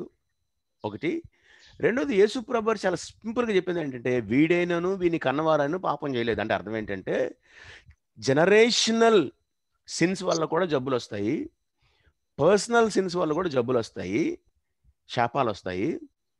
అయితే యేసుప్రభు చెప్పిన సమాధానం ఏంటంటే, దేవుని క్రియలు వీని యందు ప్రత్యక్షపరచబడుటకే వీడు గుడ్డివాడిగా పుట్టాడు. అంటే దేవుని మహిమ కొరకు కొన్నిసార్లు ఆ యొక్క జబ్బులను మనం ఆ యొక్క ఆ క్రానిక్ డిసీజెస్ని మనం అనుభవించాల్సి వస్తుంది. అపోస్తలుడైన పౌలు జీవితాన్ని మీకు జ్ఞాపకం చేస్తా ఉన్నాను. పౌలు గారు తన జీవితం అంతా కూడా సగం గుడ్డివాడిగానే తన జీవితాన్ని కొనసాగించారంట. అందుకనే పౌలు గారు ఎప్పుడు కూడా ప్రభువా, నాకున్నటువంటి ఈ బలహీనతలో నుంచి నన్ను బయటికి లాగు అంటే ప్రభువా అన్నాడు, నా కృప నీకు జాలిలేపో అన్నాడు.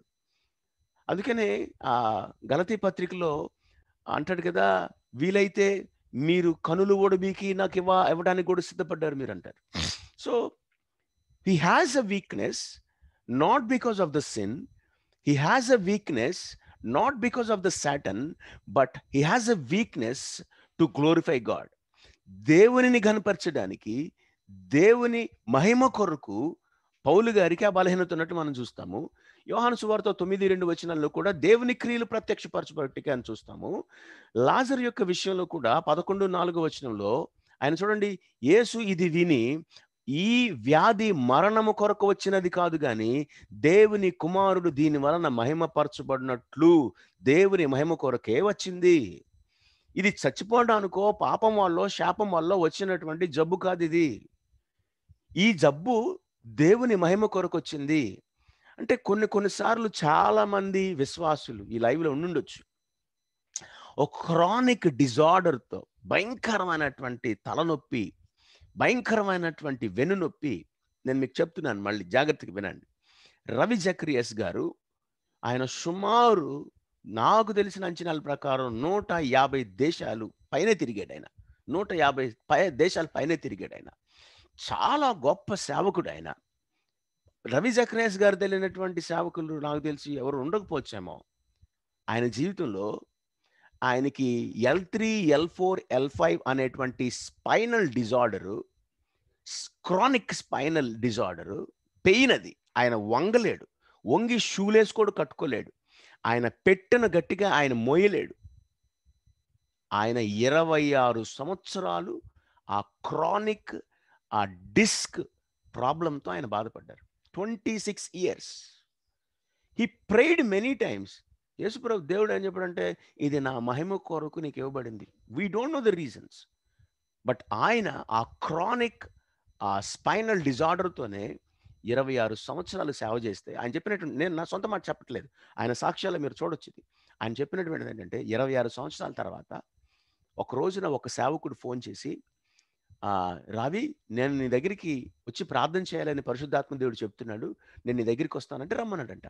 ఆ సేవకుడు వెళ్ళాడంట. వెళ్ళి రవి జకరియాస్ గారి మీద చేతులుంచి ప్రార్థన చేస్తూ చెప్పాడంట, ఈ L3, L4, L5 అనేదో దేవుడు నాకు చూపిస్తున్నాడు, అదేంటి అని అడిగాడంట. అది అడిగితే అప్పుడు రవి జకరియాస్ చెప్పారంట, ఆ L3, L4, L5 అనేది నా స్పైనల్లో ఉన్నటువంటి ఆ ప్రాబ్లంలో ఉన్నటువంటి ఆ బోన్స్ అవి అన్నారంట. అప్పుడు ఆ సేవకుడు చెప్పాడంట, ఈరోజు దేవుడు నిన్ను స్వస్థపరచడానికి నన్ను పంపించున్నాడు ఇక్కడ, so God is going to heal you అన్నాడంట. అంటే నేను చెప్పాను మీకు సూపర్ న్యాచురల్ ఫెయిత్ అని చెప్పాను కదా.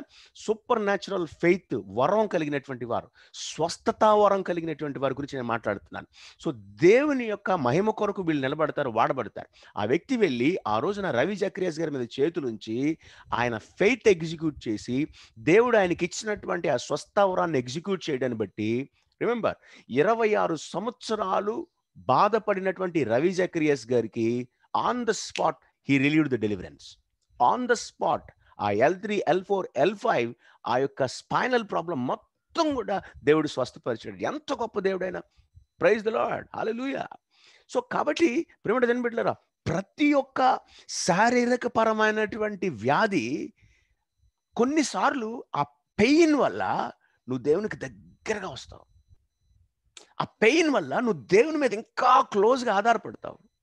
ఒకవేళ ఆలోచించు, ఒకవేళ పెయిన్ తీసేస్తే దూరం వెళ్తావేమో.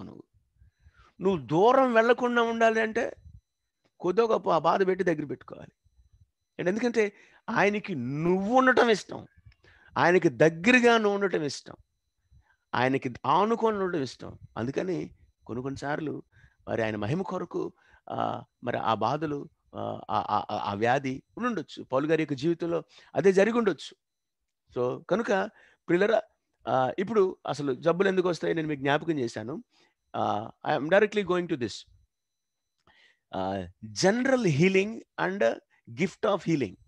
చాలా మందికి వచ్చేటువంటి ఒక అనుమానం ఏంటంటే, మీరు వినండి అన్నమాట. ఇప్పుడు ఫర్ ఎగ్జాంపుల్ అనుకుందాం, నేను ఒక విశ్వాసిని, నేను ప్రార్థన చేస్తే దేవుడు స్వస్థపరచడా? మాట్లాడండి, మీరు మైక్ ఆన్ చేయండి. దివ్య, నువ్వు ప్రార్థన చేస్తే ప్రభు నువ్వు ప్రార్థన చేసిన వాళ్ళకి స్వస్థత ఇస్తాడా ఇవ్వడా?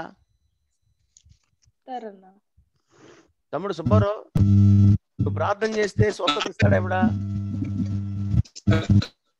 మరి నువ్వు ప్రార్థన చేస్తే ఇస్తాడు, నేను ప్రార్థన చేస్తే ఇస్తాడు, మరి స్వస్థవరం ఎందుకు?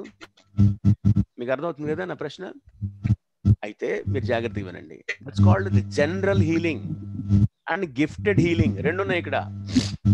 వరముతో పొందుకున్నటువంటి ఆధిక్యత వేరు, విశ్వాసిగా నేను పొందుకున్నటువంటి ఆధిక్యత వేరు. ప్రతి విశ్వాసికి దేవుడు ఇచ్చినటువంటి ఒక గొప్ప కృపా భాగ్యం ఏంటి అంటే, అమ్మా జయప్రద, నీ మైక్రోఫోన్ ప్రాబ్లం ఉందమ్మా, అది కొద్దిగా ఆన్ చేయగానే సౌండ్ వస్తుందన్నా, కొంచెం అదొకసారి చెక్ చేసుకో తల్లి. అమ్మా ప్రైజ్ లార్డ్. సో జనరల్ హీలింగ్కి, గిఫ్టెడ్ హీలింగ్కి నేను నిర్వచనం రాశాను ఇక్కడ, జాగ్రత్త చూడండి. General healing is operated for a believer, operated by a believer or elder of a church.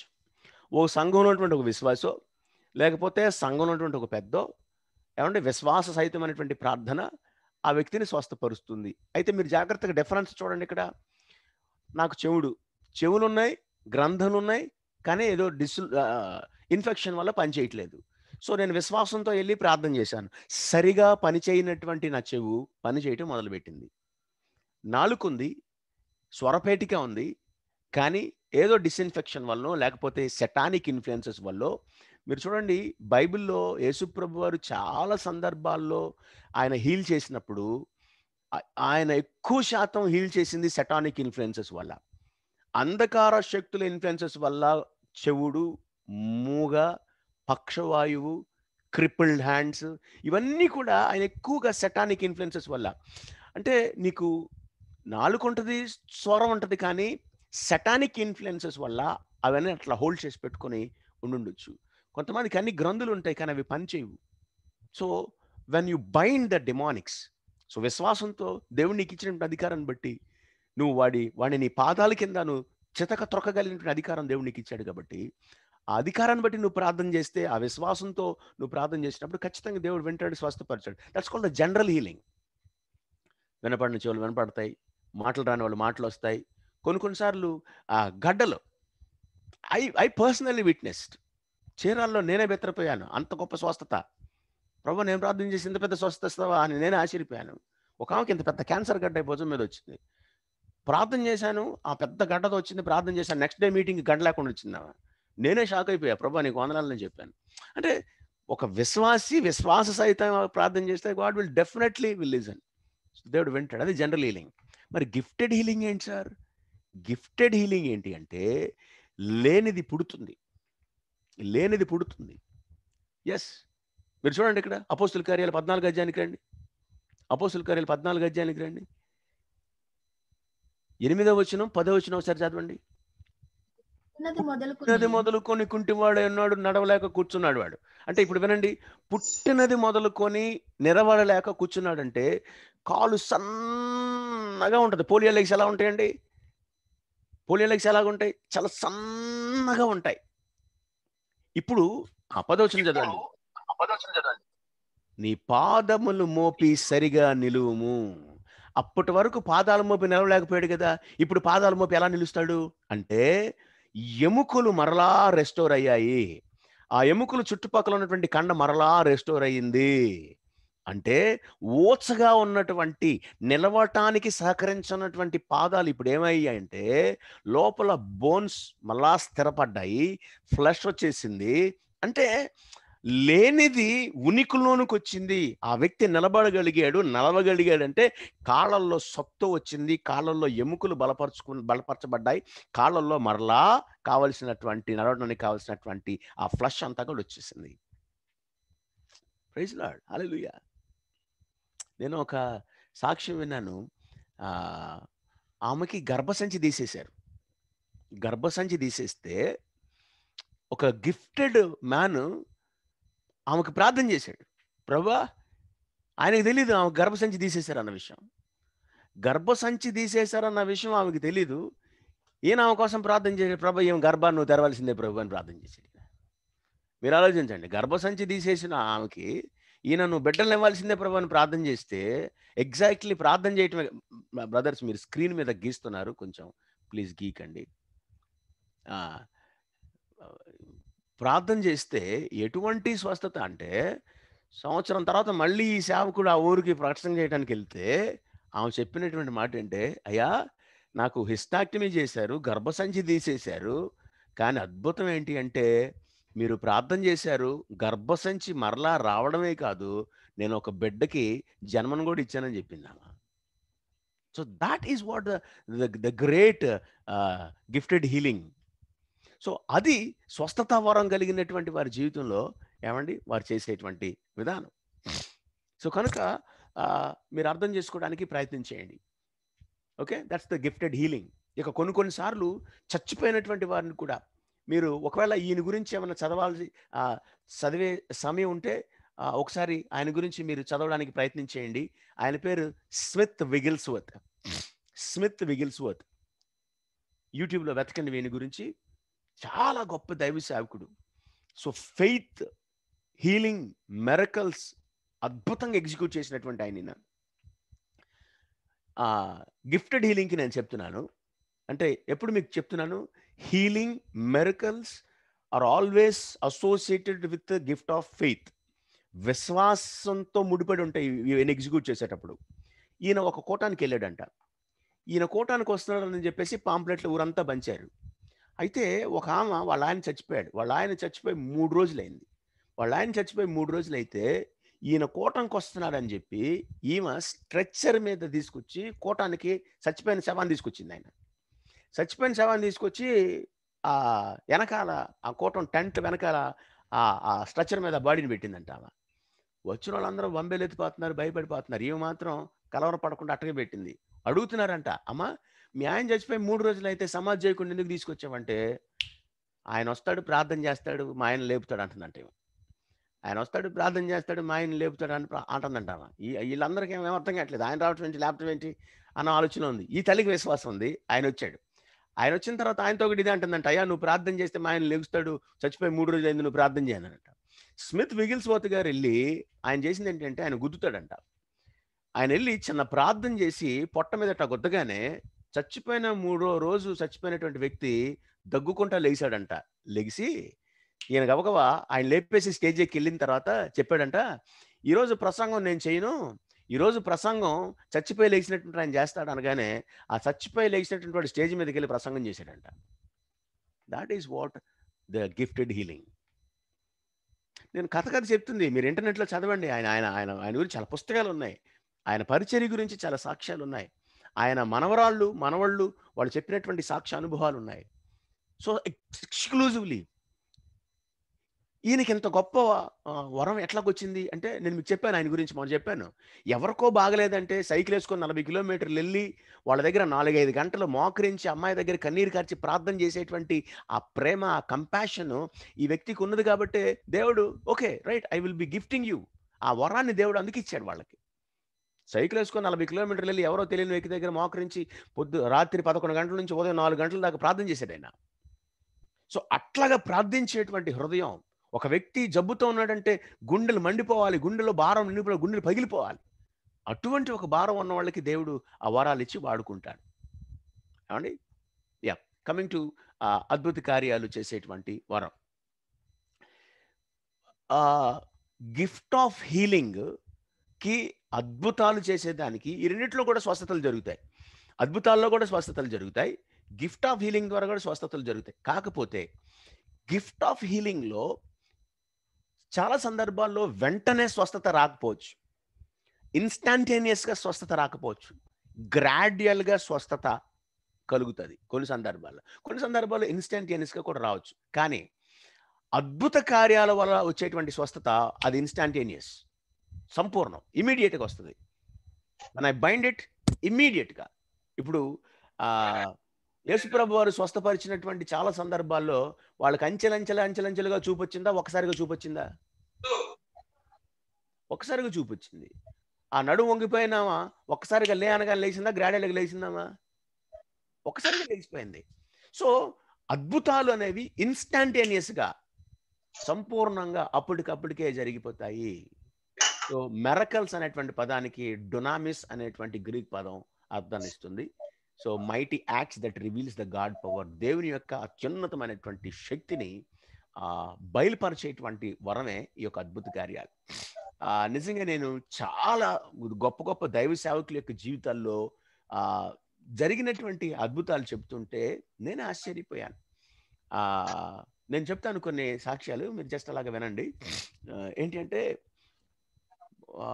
ఒక దైవ సేవకుడు ప్రార్థన చేస్తా ఉన్నాడు. ఆయనకి స్వస్థత అద్భుతాలు చేసేటువంటి వరం ఉంది. ఆయన ప్రార్థన చేస్తా ఉన్నాడు. స్టేజ్ ఎట్లా ఉంటుంది కదా, స్టేజ్ ఎలా ఉంటుంది కదా, ఆయన ప్రార్థన చేస్తా కళ్ళు మూసుకున్నాడు. స్టేజ్ అంతా తిరగటం ఆయనకు అలవాటు. ఆయన స్టేజ్ అంతా నడుస్తూ ఉన్నాడు. ఆయన స్టేజ్ అంతా నడుస్తూ ఆత్మ పరమశంలో నడుస్తూ స్టేజ్ కూడా దిగిపోయి నడుస్తున్నాడంట.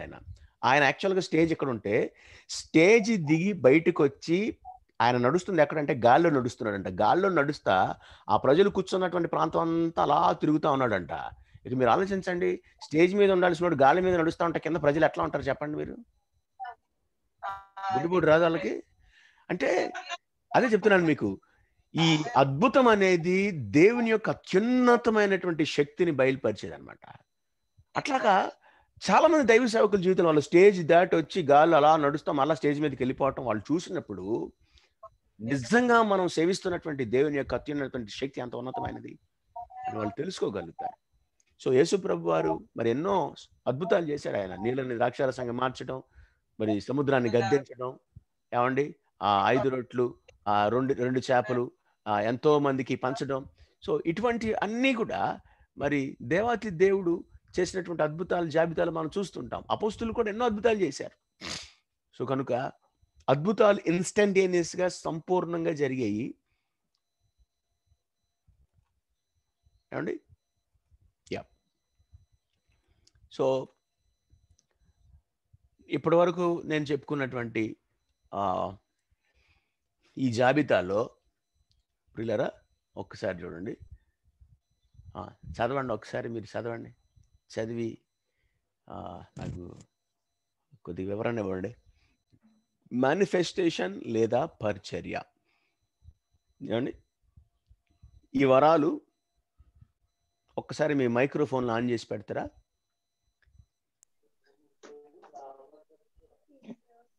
ఈ వరాలు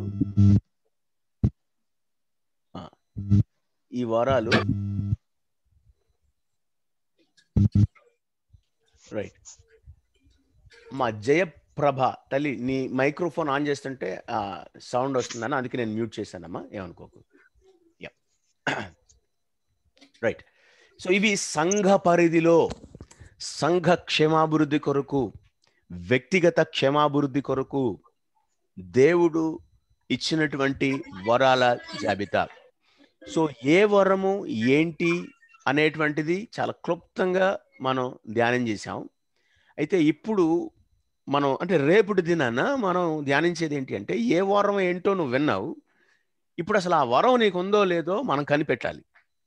ఇది మొదటి జాబితా. ఇంకా 2 జాబితాలు ఉన్నాయి కదా, ఏమండి? ఆ 2 జాబితాలు ఏంటి అని మనం ఆలోచన చేస్తే చూడండి, ఒకటి ఏంటంట ఆపరేషనల్ లేదా సపోర్టింగ్ గిఫ్ట్స్. ఎక్కడ రాయబడ్డాయి? రోమా పత్రిక. ఒకసారి వెళ్దాం, ఇవి కూడా టకటక మనం ముగించేసుకుంటే మనం ఒక ధ్యానం కంప్లీట్ చేసుకుంటాం.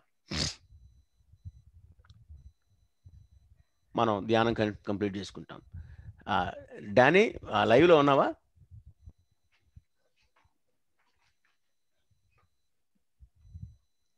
డానీ అనే సహోదరుడు లైవ్లో ఉన్నాడా? Okay, right. చదువుతారా ఎవరైనా రోమపత్రిక? అనుగ్రహింపబడిన కృప చొప్పున వేర్వేరు కృపావరములు కలిగిన వారమై ఉన్నాము గనుక మరమైతే విశ్వాస పరిమాణము చొప్పున ప్రవచింతుము. పరిచర్య అయితే పరిచర్యలోను, బోధించువాడైతే బోధించుటలోను, హెచ్చరించువాడైతే హెచ్చరించుటలోను పని కలిగి ఉందము. పంచిపెట్టువాడు శుద్ధ మనసుతోను, పై విచారణ చేయవాడు జాగ్రత్తతోను, కరుణించువాడు సంతోషముతోను పని జరిగింపవలెను. రైట్.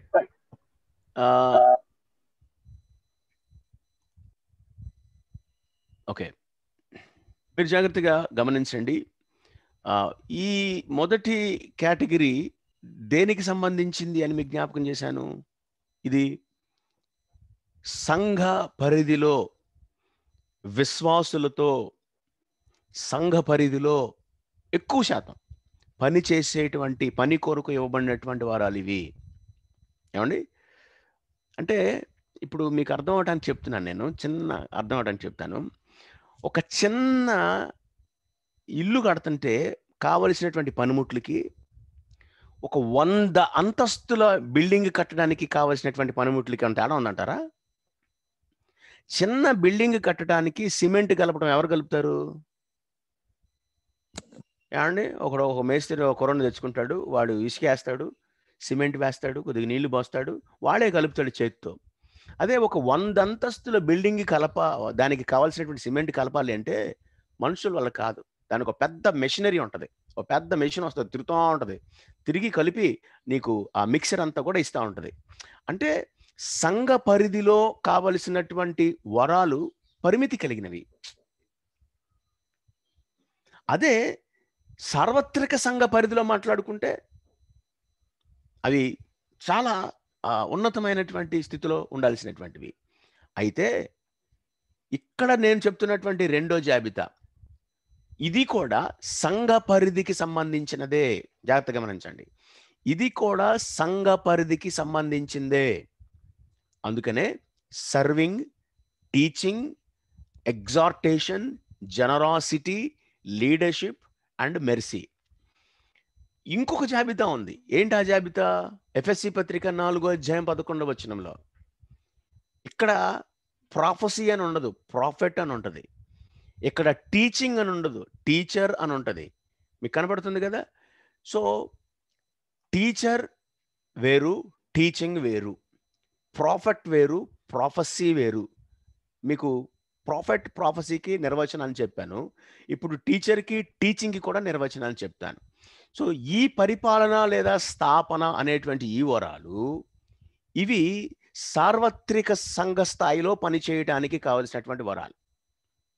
లేదా సార్వత్రిక సంఘం నుంచి పక్కకు వస్తే రాజులతో, రాజ్యాలతో పనిచేసేటువంటి, దేశాలతో పనిచేసేటువంటి వరాలు ఇవి. సో వెనక్కి వెళ్తున్నాను, నేను ఇక్కడికి వస్తున్నాను. ఈ జాబితా వివరించడానికి జస్ట్ ఒక స్లైడ్ పెట్టాను, మీరు టక చూసుకోండి. పరిచర్య దేనికోసం సార్ ఇది అంటే, ఒక సంఘంలో అందరూ పాటలు పాడితే, అందరూ వాక్యం చెబితే చాపలేసేది ఎవరు సార్? చాపలు ఎవరు వేయాలి సార్? ఎవరు ఓడవాలి కదా? ఇప్పుడు పాస్టర్ గారు వస్తారు, పాస్టర్ గారికి మరి నీళ్ళు పెట్టాలి కదా, నీళ్ళు ఎవరు పెడతారు? మరి సౌండ్ సిస్టమ్ ఎవరు పెడతారు? అంటే ఒక సంఘ పరిచర్యలో బ్యాక్ అండ్ పనిచేసేటువంటి వాళ్ళు, దీన్ని బ్యాక్ స్టేజ్ పీపుల్ అంటాం. బ్యాక్ స్టేజ్ పీపుల్ అంటాం. వీళ్ళు ఎవరంటే, యేసు ప్రభు ఎప్పుడు కూడా ఆయన ముందు ఉండటానికి ఇష్టపడలేదండి. ఎప్పుడు కూడా స్టేజ్ మీద ఉండటానికి ఇష్టపడలేదు. ఆయన ఎప్పుడు కూడా వెనకాలే ఉండేవాడు. ఉదాహరణకు చెప్తాను మీకు, సాధ్యమైనంత వరకు ఏమండి, ఇక్కడ లైవ్లో ఉన్నటువంటి వారందరూ కూడా స్టేజ్ కింద ఉండటానికే ప్రయత్నం చేయండి, స్టేజ్ మీద ఉండటానికి ప్రయత్నం చేయవాకండి. ఎందుకు స్టేజ్ కింద ఉండాలంటే, యేసు ప్రభు వారు స్టేజ్ కింద ఉండటానికి ఇష్టపడ్డాడు. ఉదాహరణకు చెప్తాను మీకు. కానా అనేటువంటి ఊరిలో చాలా పెద్ద విందు జరుగుతుంది. ఆ విందులో ద్రాక్షారసం అయిపోయింది. ద్రాక్షారసం అయిపోయిన తర్వాత వాళ్ళ అమ్మగారు వచ్చి, బాబు మరేంటి నాయన ద్రాక్షారసం అయిపోయింది అంది. సరే, వెంటనే యేసుప్రభు వారు, నేనేం చూసుకుంటానులేమ్మా, నువ్వు వెళ్ళామా అన్నాడు ఆయన. వెళ్ళిపోయింది. వెళ్ళిపోయిన తర్వాత నీళ్ళని ద్రాక్షారసంగా మార్చాడు. అసలు ఇప్పుడు ఒకసారి ఆలోచన చేయండి, నీళ్ళని ద్రాక్షారసంగా యేసుప్రభు మార్చిన తర్వాత పని వాళ్ళు యేసుప్రభుని ఎలా చూసుంటారు? ఎందుకంటే నీళ్లు పోసింది వాళ్లే కదా, ఆ నీళ్లు ద్రాక్షారసం అవ్వటం వాళ్లే కదా చూసింది. వాళ్ళు ఏమైనా నోరు మామూలుగా పెట్టుకొని ఉంటారా? ఈ విషయం ఎవరికి చెప్పకుండా ఉంటారా వాళ్ళు? ఏమంటే కనపడిన ప్రతోడికి చెప్పుంటారు వాళ్ళు. ఏందినా ద్రాక్షారసం అయిపోతే ఆయన ఎవరో నీళ్ళు పోయమన్నాడు, ఆ నీళ్ళు తీసుకెళ్తే ద్రాక్షారసం అయింది, ఎట్లాగంటే మీరు గమనించండి, అక్కడ ఉన్నటువంటి పెళ్ళంతా కూడా యేసయ్య చేసినటువంటి అద్భుత కార్యం గురించి మొత్తం తెలిసిపోయింది. కానీ యేసు ప్రభు మాత్రం స్టేజ్ మీద లేడు, ఆయన స్టేజ్ కింద కూర్చున్నాడు. ఆయన ఎక్కడో పక్కన కూర్చున్నాడు. అంటే ఆయన ఎప్పుడు కూడా బ్యాక్ స్టేజ్ కొరకే ఆయన పనిచేస్తాడు. వివాహంలో కూడా వేదిక మీద లేడు ఆయన. మీరు చూడండి, మరియమ్మ ఈయన ఎక్కడో ఉంటే అక్కడికి వెళ్ళింది, ఎక్కడో యేసుప్రభు ఉంటే అక్కడికి వెళ్ళి యేసుప్రభు వారితో మాట్లాడుతున్నది. సో కాబట్టి చాలా జాగ్రత్త ఉండండి. టాలెంటెడ్ అయి ఉండొచ్చు నువ్వు. కొంతమంది టాలెంటెడ్ పీపుల్ ఉంటారు, వాళ్ళు అసలు చొక్కా కూడా నలగనీరండి. వాళ్ళకి స్తోత్రం, దేవునికి స్తోత్రం. వాళ్ళు అసలు వాళ్ళ చొక్కా కూడా నలగదు, వాళ్ళకి పొరపాటు నలగదు. వాళ్ళకి చొక్కా ఎట్టకొచ్చాడు అట్టగా వెళ్తాడు. అఫీషియల్ ఉంటారు వీళ్ళు. వీళ్ళని వైట్ కాలర్ సర్వెంట్స్ అంటారు వీళ్ళని. వీళ్ళు కేవలం మైక్ ఇస్తే పాడతారు, లేకపోతే పోడియం ఇస్తే వాక్యం చెప్తారు, మనం కుర్చీ తుడిసేస్తే కుర్చీ మీద కాలు వేసుకొని కూర్చుంటారు తప్ప పొర్రపాటున ఒక కుర్చీ తీసి ఇటేరి అయ్యగారులు. వాళ్ళకి ప్రభు చెప్తున్నటువంటి మాట ఏంటంటే, ఈ మినిస్ట్రీ చేసేటువంటి పరిచర్యలో అందరూ పాలిభాగస్తులు అవ్వచ్చు. అయితే కొంతమందిని దేవుడు గిఫ్టెడ్ పెట్టుకుంటారు, వాళ్ళు పని చేసినట్లు. అంటే ఒక మాటలో, ఒక పల్లెటూరు భాషలో ఒక చెప్పాలి అంటే, ఒక గొడ్డు పని చేసినట్టు పని చేస్తారు వాళ్ళు. అంటే ఒక జంతువు అలిసిపోతుంది, దాని చేత మీరు ఎకరాలు కాడిపెట్టి దున్నించండి, అది దున్నుతూనే ఉంటుంది. పొరపాటున వెనక్కి తిరిగి అలిసిపోయినాయా ఇక నేను దున్నలేదు అందది, అది దున్నుతూనే ఉంటుంది, పాపం దున్నుతూనే ఉంటుంది. అట్లాగా కొంతమంది ఉంటారు, అటువంటి ఒక సేవా దృక్పథం కలిగిన వాళ్ళు ఉన్నారు సార్. అటువంటి వాళ్ళు చూడండి, అపోస్తుల కార్యాలు 6:3 వచనంలో, అపోస్తుల కార్యాలు 6:3 వచనంలో 7 పెద్దలను ఎన్నుకున్నారు. 7 పెద్దలను ఎన్నుకున్నారు. ఎవరు వీళ్ళు అంటే, వీళ్ళ గురించి రాయబడినటువంటి మాట పిల్లరా, చూడండి 3వ వచనం చదవండి. కాబట్టి సహోదరులారా, ఆత్మతోనూ జ్ఞానముతోనూ నిండుకొని మంచి పేరు పొందిన 7 మనుష్యులను మీలో ఏర్పరచుకొనుడి. మేము వారిని ఈ పనికి నియమింతుము. ఒక్క నిమిషం. ఎవరు వీళ్ళు అంటే వాళ్ళ గురించి ఇంట్రడక్షన్ ఏమని రాయబడిందంటే, ఆత్మతోనూ జ్ఞానముతోనూ నిండుకొని మంచి పేరు పొందినటువంటి వాళ్ళు వీళ్ళు. ఆత్మతో నింపబడిన వాళ్ళు, జ్ఞానముతో నింపబడినటువంటి వాళ్ళు. ఒక్క మాటలో చెప్పాలి అంటే ఈ లిస్ట్లో ఎన్నుకున్నటువంటి వీళ్ళందరూ కూడా సెలబ్రిటీసే. సెలబ్రిటీస్ అంటే అద్భుతమైనటువంటి ప్రసంగాలు చేయగలరు వీళ్ళు, అద్భుతమైనటువంటి సేవా పరిచర్య చేయగలరు. తర్వాత అపోస్తుల కార్యాల్లో స్టెఫన్ గురించి చదువుకుంటాం, తర్వాత అపోస్తుల కార్యాల్లో ఫిలిప్పుల గురించి చదువుకుంటాం. ఆ స్టెఫన్ కానీ ఫిలిప్ కానీ 7 ఒకరు. ఏ పని కొరకు వీళ్ళు ఎన్నుకొనబడ్డారు? ఈ పని కొరకు అంటున్నారు కదా. ఏ పని అంటే చూడండి, పైన 2వ వచనం చదివితే మీకు ఏ పని అర్థం అవుద్ది. 2వ వచనం చదవండి. అప్పుడు 12 అపోస్తులు, చదవండి అమ్మా ఎవరన్నా.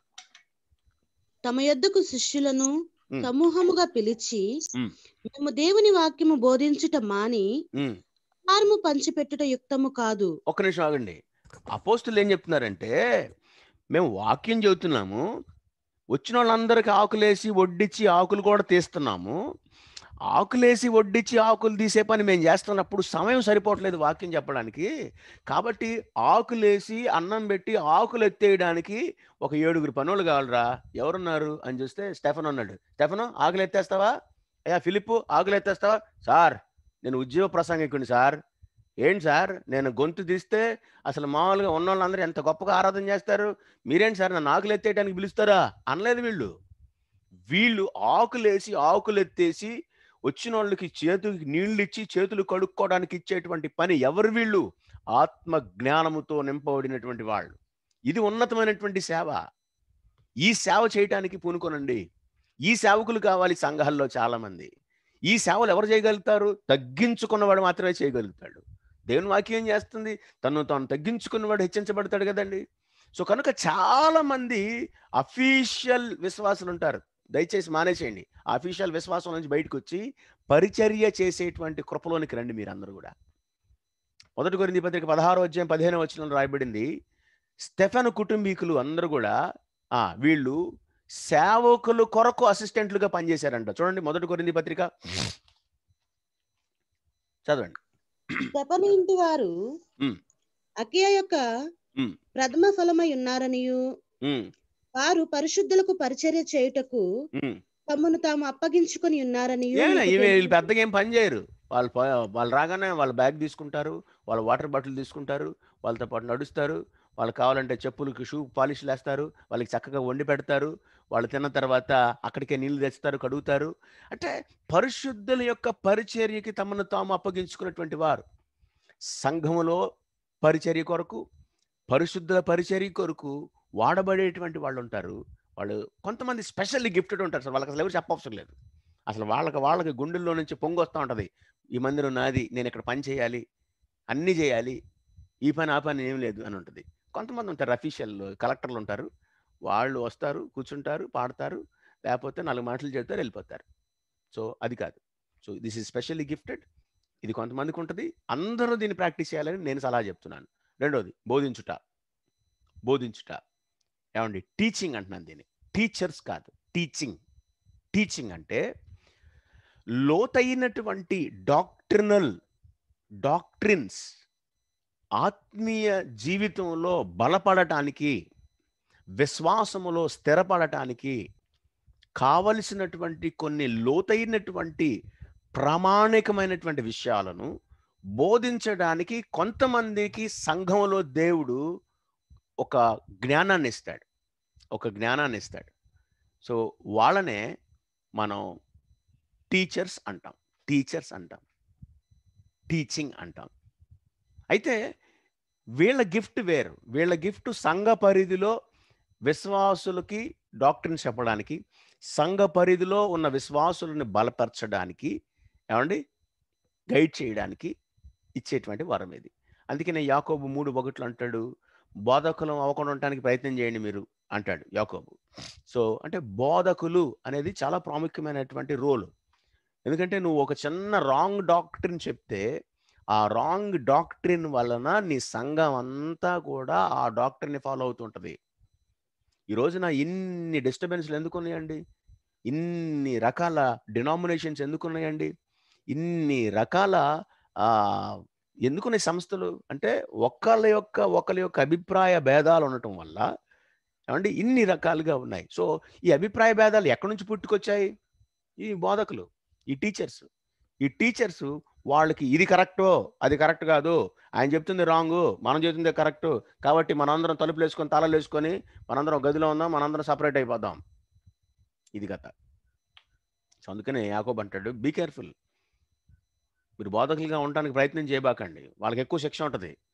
సో ఇప్పుడు ఎవరైతే ఏమండి ఆ తప్పు బోధలో నడిపించబడుతున్న వాళ్ళకంటే కూడా నడిపించేవాడికి ఎక్కువ శిక్ష ఉంటుంది. చూడండి యాకోబు పత్రికలో, హెబ్రీ పత్రిక తర్వాత ఉంటుంది యాకోబు పత్రిక. చదవమ్మా 3వ అధ్యాయం. నా సహోదరులారా, బోధకులమైన మనము మరి కఠినమైన తీర్పు పొందుదమని తెలుసుకొని మీలో అనేకులు బోధకులు కాకుండుడి. జాగ్రత్త నాన్న బాబు, మీరు ఇష్టం వచ్చింది చెప్పాకండి వాళ్ళకి. మీరు చెప్పేటువంటి డాక్టర్స్ చాలా క్రమంగా బద్ధంగా మీకు తెలిస్తే చెప్పండి, తెలియకపోతే చెప్పాకండి. లేకపోతే ఒక రాంగ్ టీచింగ్ నువ్వు చెప్పడం వలన నీకు శిక్ష ఎక్కువ ఉంటుందని పౌలు జ్ఞాపకం చేస్తున్నాడు. రైట్. రెండవది, మూడో దానికి వెళ్ళిపోదాం. హెచ్చరించుట, ఎగ్జార్టేషన్. యాక్చువల్గా హెచ్చరించుట అనేటువంటి పదానికి ఒరిజినల్ మీనింగ్ ఏంటి అంటే వార్నింగ్ ఇవ్వడం కాదు, ఎంకరేజ్ చేయడం. సంఘాల్లో వీళ్ళు కావాలి సార్, వీళ్ళు కావాలి. చాలాసార్లు సంఘాల్లో ఇది కొదువైపోద్ది. ఎందుకు కావాలి వీళ్ళు? అసలు వీళ్ళ పని ఏంటి, వీళ్ళ పరిచర్య ఏంటి అంటే, వారానికి ఒక నెలలో కంటిన్యూస్గా 2 వారాలు మందిరానికి రాకపోతే వీళ్ళు ఏం చేస్తారంటే, అసలు ఎవరు వస్తున్నారు, ఎవరు రావట్లేదు, ఎవరు ఆత్మీయంగా ఉన్నారు, ఎవరు ఆత్మీయంగా లేరు, ఎవరు ముందుకు వెళ్తున్నారు, ఎవరు వెనక్కి వెళ్తున్నారు, ఎవరు పరిచర్యలో ఉంటున్నారు, ఎవరు పరిచర్యలో ఉండటం లేదు, వీళ్ళ దృష్టి అంతా దాని మీదే ఉంటుంది. బలపరచడం విషయంలో ఉంటుంది, ఎంకరేజ్ చేయడంలో ఉంటుంది. ఒక వ్యక్తి పడిపోయాడు అనుకోండి, వీళ్ళు వెళ్తారు అక్కడికి వెళ్ళి ఆ వ్యక్తి దగ్గరికి నిలబడి, ఏం పర్లేదు నువ్వు నిలబడతావు, ధైర్యంగా ఉండు అని నిలబెడతారు. ఒక వ్యక్తి హర్ట్ అయ్యాడు, ఎవడో ఏదో అన్నాడు, ఆ వ్యక్తి దగ్గరికి వెళ్తారు, వెళ్ళి ఏం పర్లేదు నువ్వు టెన్షన్ పడవాక, సో దేవుడు అర్థం చేసుకుంటాడు, నిన్ను ఎంకరేజ్ చేస్తారు, బలపరుస్తారు. ఎగ్జాక్ట్లీ ప్రియమైన దేని బిడ్డలారా, పౌలు తీతుకుతో ఈ మాట చెప్తున్నాడు. ఇదిగో తీతుకు, ఈ వరాన్ని నువ్వు ఆపేక్షించు అంటాడు.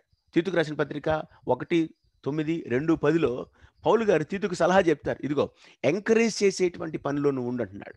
బెస్ట్ ఎగ్జాంపుల్ ఎవరో తెలుసా మనకి? బర్నబాస్. పౌలుని అపోస్తులు తిరస్కరించారు, పౌలుని రానివ్వలేదు, పౌలుని అంగీకరించలేదు. అయితే బర్నబా వెళ్ళి పౌలుని పట్టుకొని వెతికి పౌలుని తీసుకొచ్చి ఏమండి అంతియోకు తీసుకెళ్ళి అక్కడ పౌలుతో బర్నబా ఉండి ఇద్దరు కలిసి సేవ చేశారు. ఇదే బర్నబా, అదే పౌలు మార్కుతో పాటు మిషనరీ యాత్రకు వెళ్ళిన తర్వాత మార్కు తిరిగి వచ్చేస్తాడు.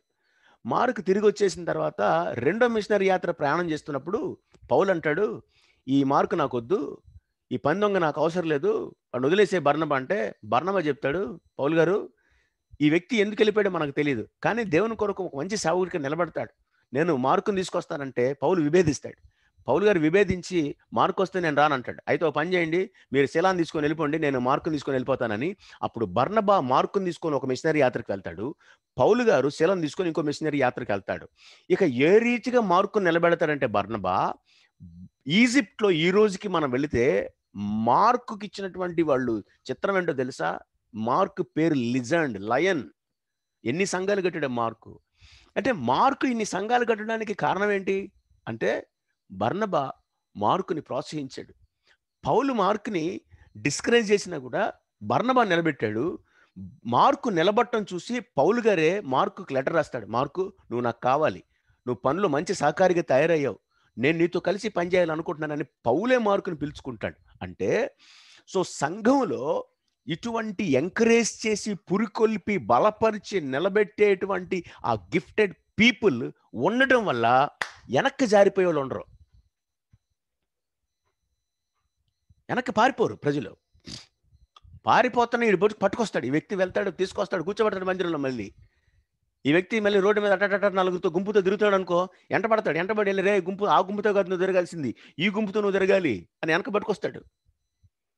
సో కనుక దట్స్ వాట్ ద హెచ్చరించుట. ఏమండి? పంచిపెట్టుట. నాలుగోది ఏంటంట? పంచిపెట్టుట జనరాసిటీ. ఏమండి? అసలు కొంతమంది సంఘాన్ని, సేవకుల్ని ప్రేమించే విధానం ఉంటుంది, అది మనం అసలు తట్టుకొని కూడా లేం.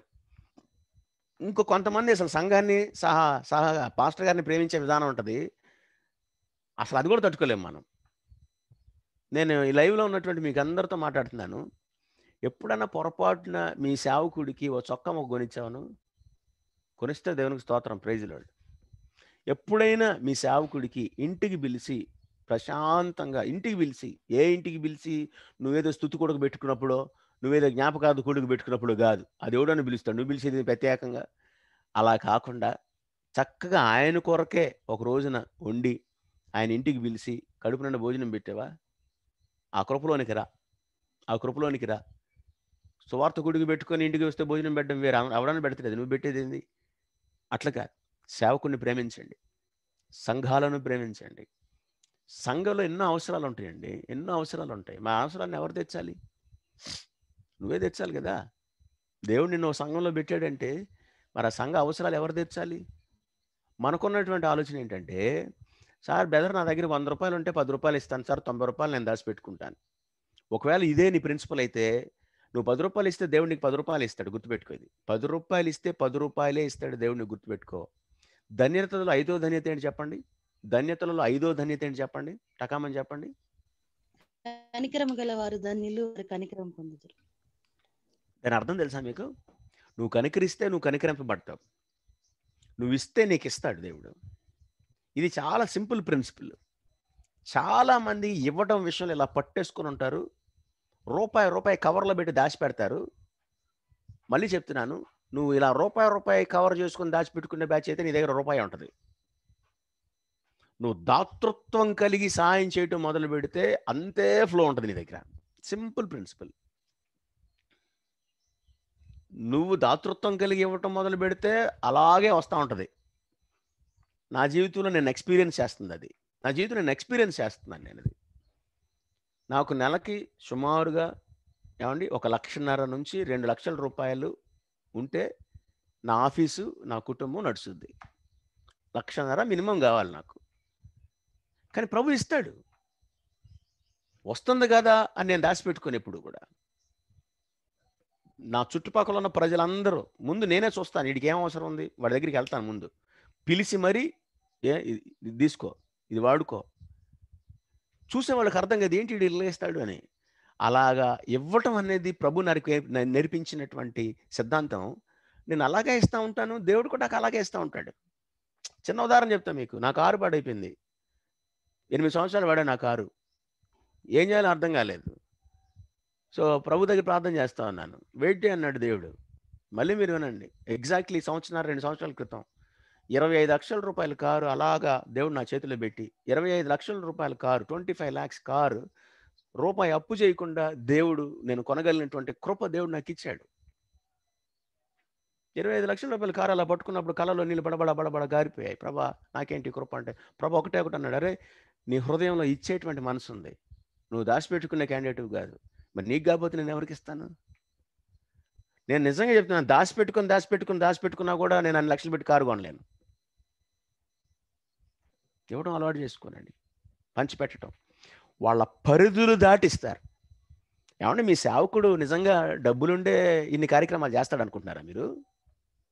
ఆయన అడగండి, మీరు చెప్తాడు పాపం, అప్పులు సప్పులు చేసి చేస్తాడని. పాపం వీళ్ళ మాత్రం ప్రశాంతంగా ఉంటారు. అయ్యగారు ఏదో ఒక రకం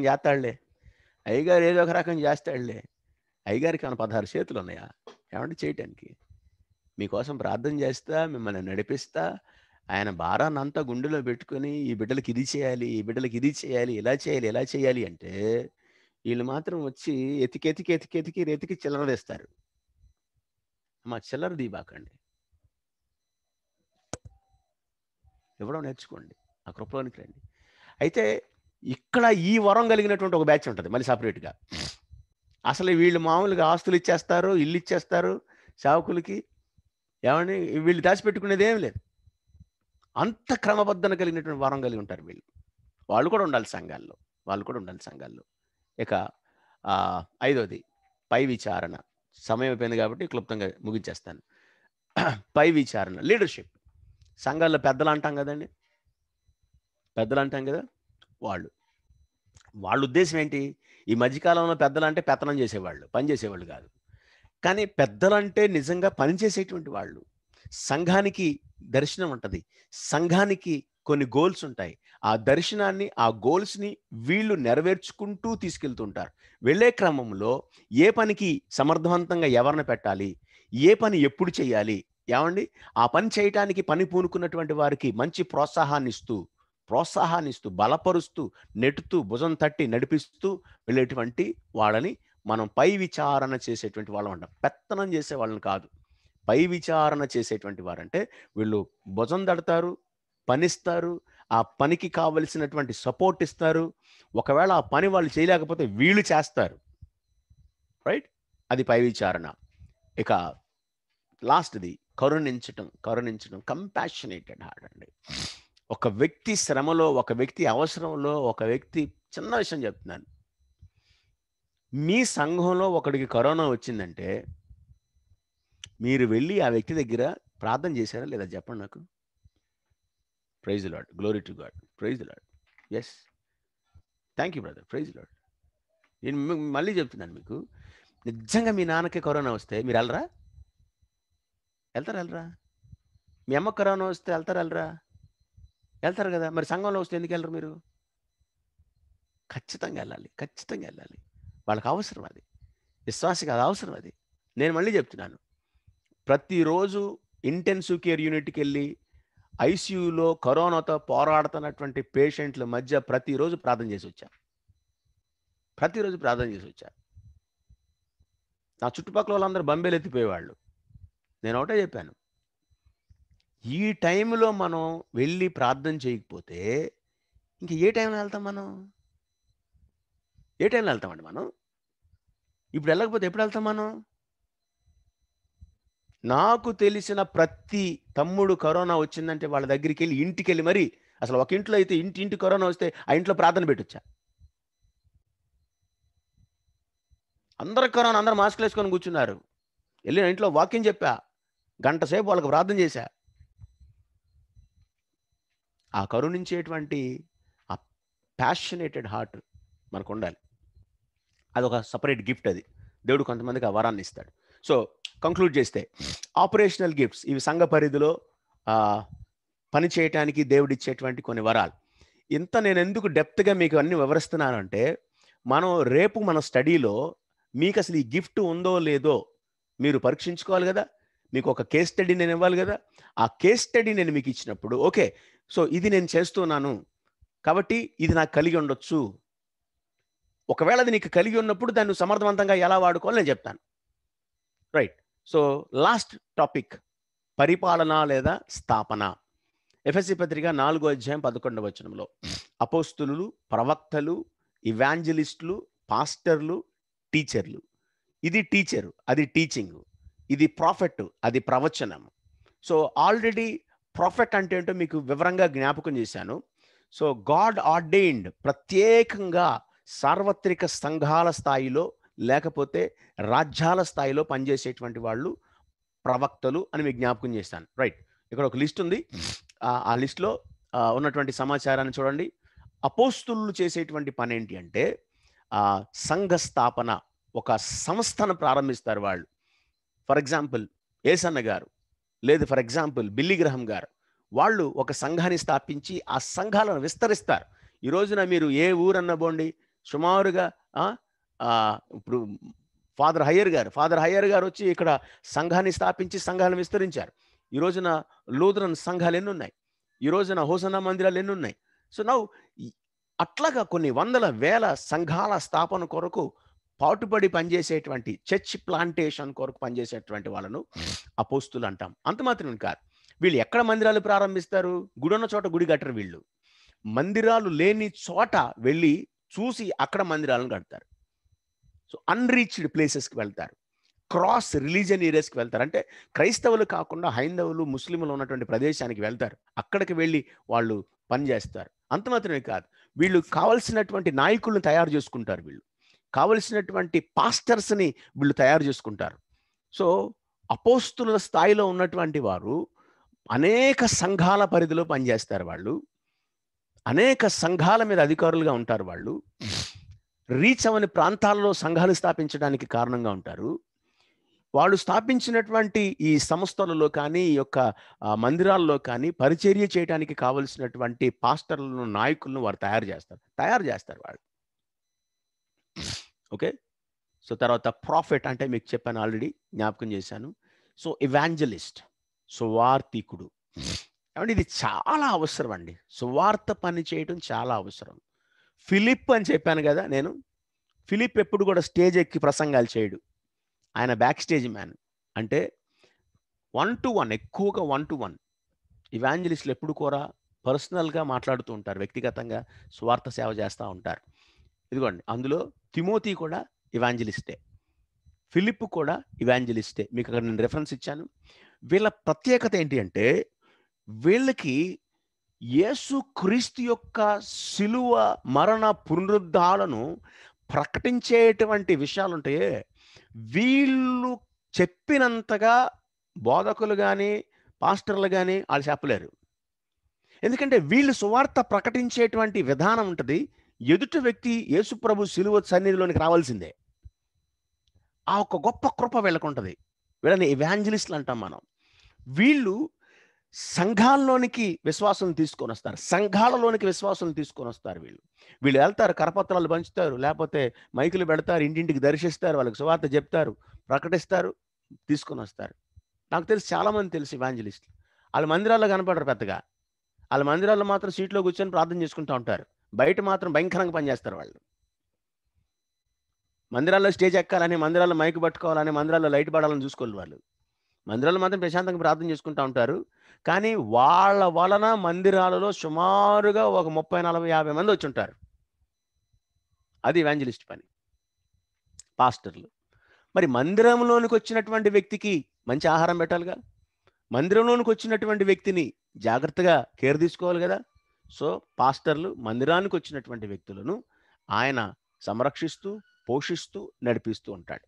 ఇక టీచర్ అన్నాను కదా, టీచర్ అంటే సౌండ్ డాక్ట్రినల్ నాలెడ్జ్ ఉండటమే కాకుండా వీళ్ళని మనం అపోలజిటిక్స్ అంటాం. మనం అంటే విభేదించేటువంటి వారితో కూర్చొని మాట్లాడతారు, వాదించటం కాదు కానీ వీళ్ళ అభిప్రాయాలు, వాక్యాధారిత అభిప్రాయాలను వారికి వివరిస్తూ ఉంటారు.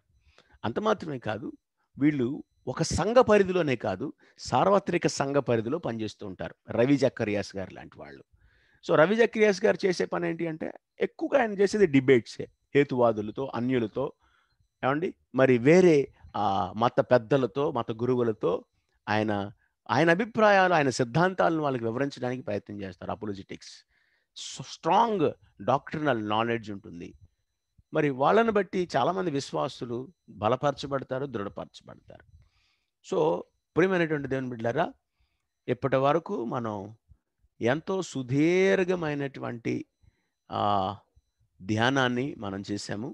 చిన్న ప్రార్థన చేసుకుని తర్వాత మనం ప్రశ్నలోనికి వెళదాం. ప్రార్థన చేసుకుందాం. కృప కలిగిన మా తండ్రి, పరిశుద్ధుడా, నీకు వందనాలు నాయనా. వరాలు ఏంటి, ఎందుకు ఇవ్వబడ్డాయి అన్న విషయాలను మేము ధ్యానం చేశాం అయ్యా. మరి ఈ విషయాలన్నీ కూడా మా హృదయాలు మేము భద్రపరచుకోవడానికి కృప చూపండి. రేపటి దినాన ఏ వరాలు మేము కలిగి ఉన్నామో ప్రభా, ఆ వరాలు మేము సమర్థవంతంగా ఎలా వాడుకోవాలో అయ్యా మేము ఆలోచన చేసుకోనటువంటి వారమైనాం కనుక ఈ వివరణ మా హృదయాల్లో మీరు భద్రపరచండి నా తండ్రి.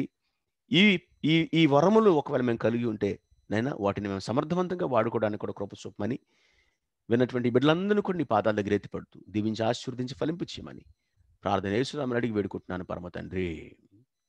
Amen, amen.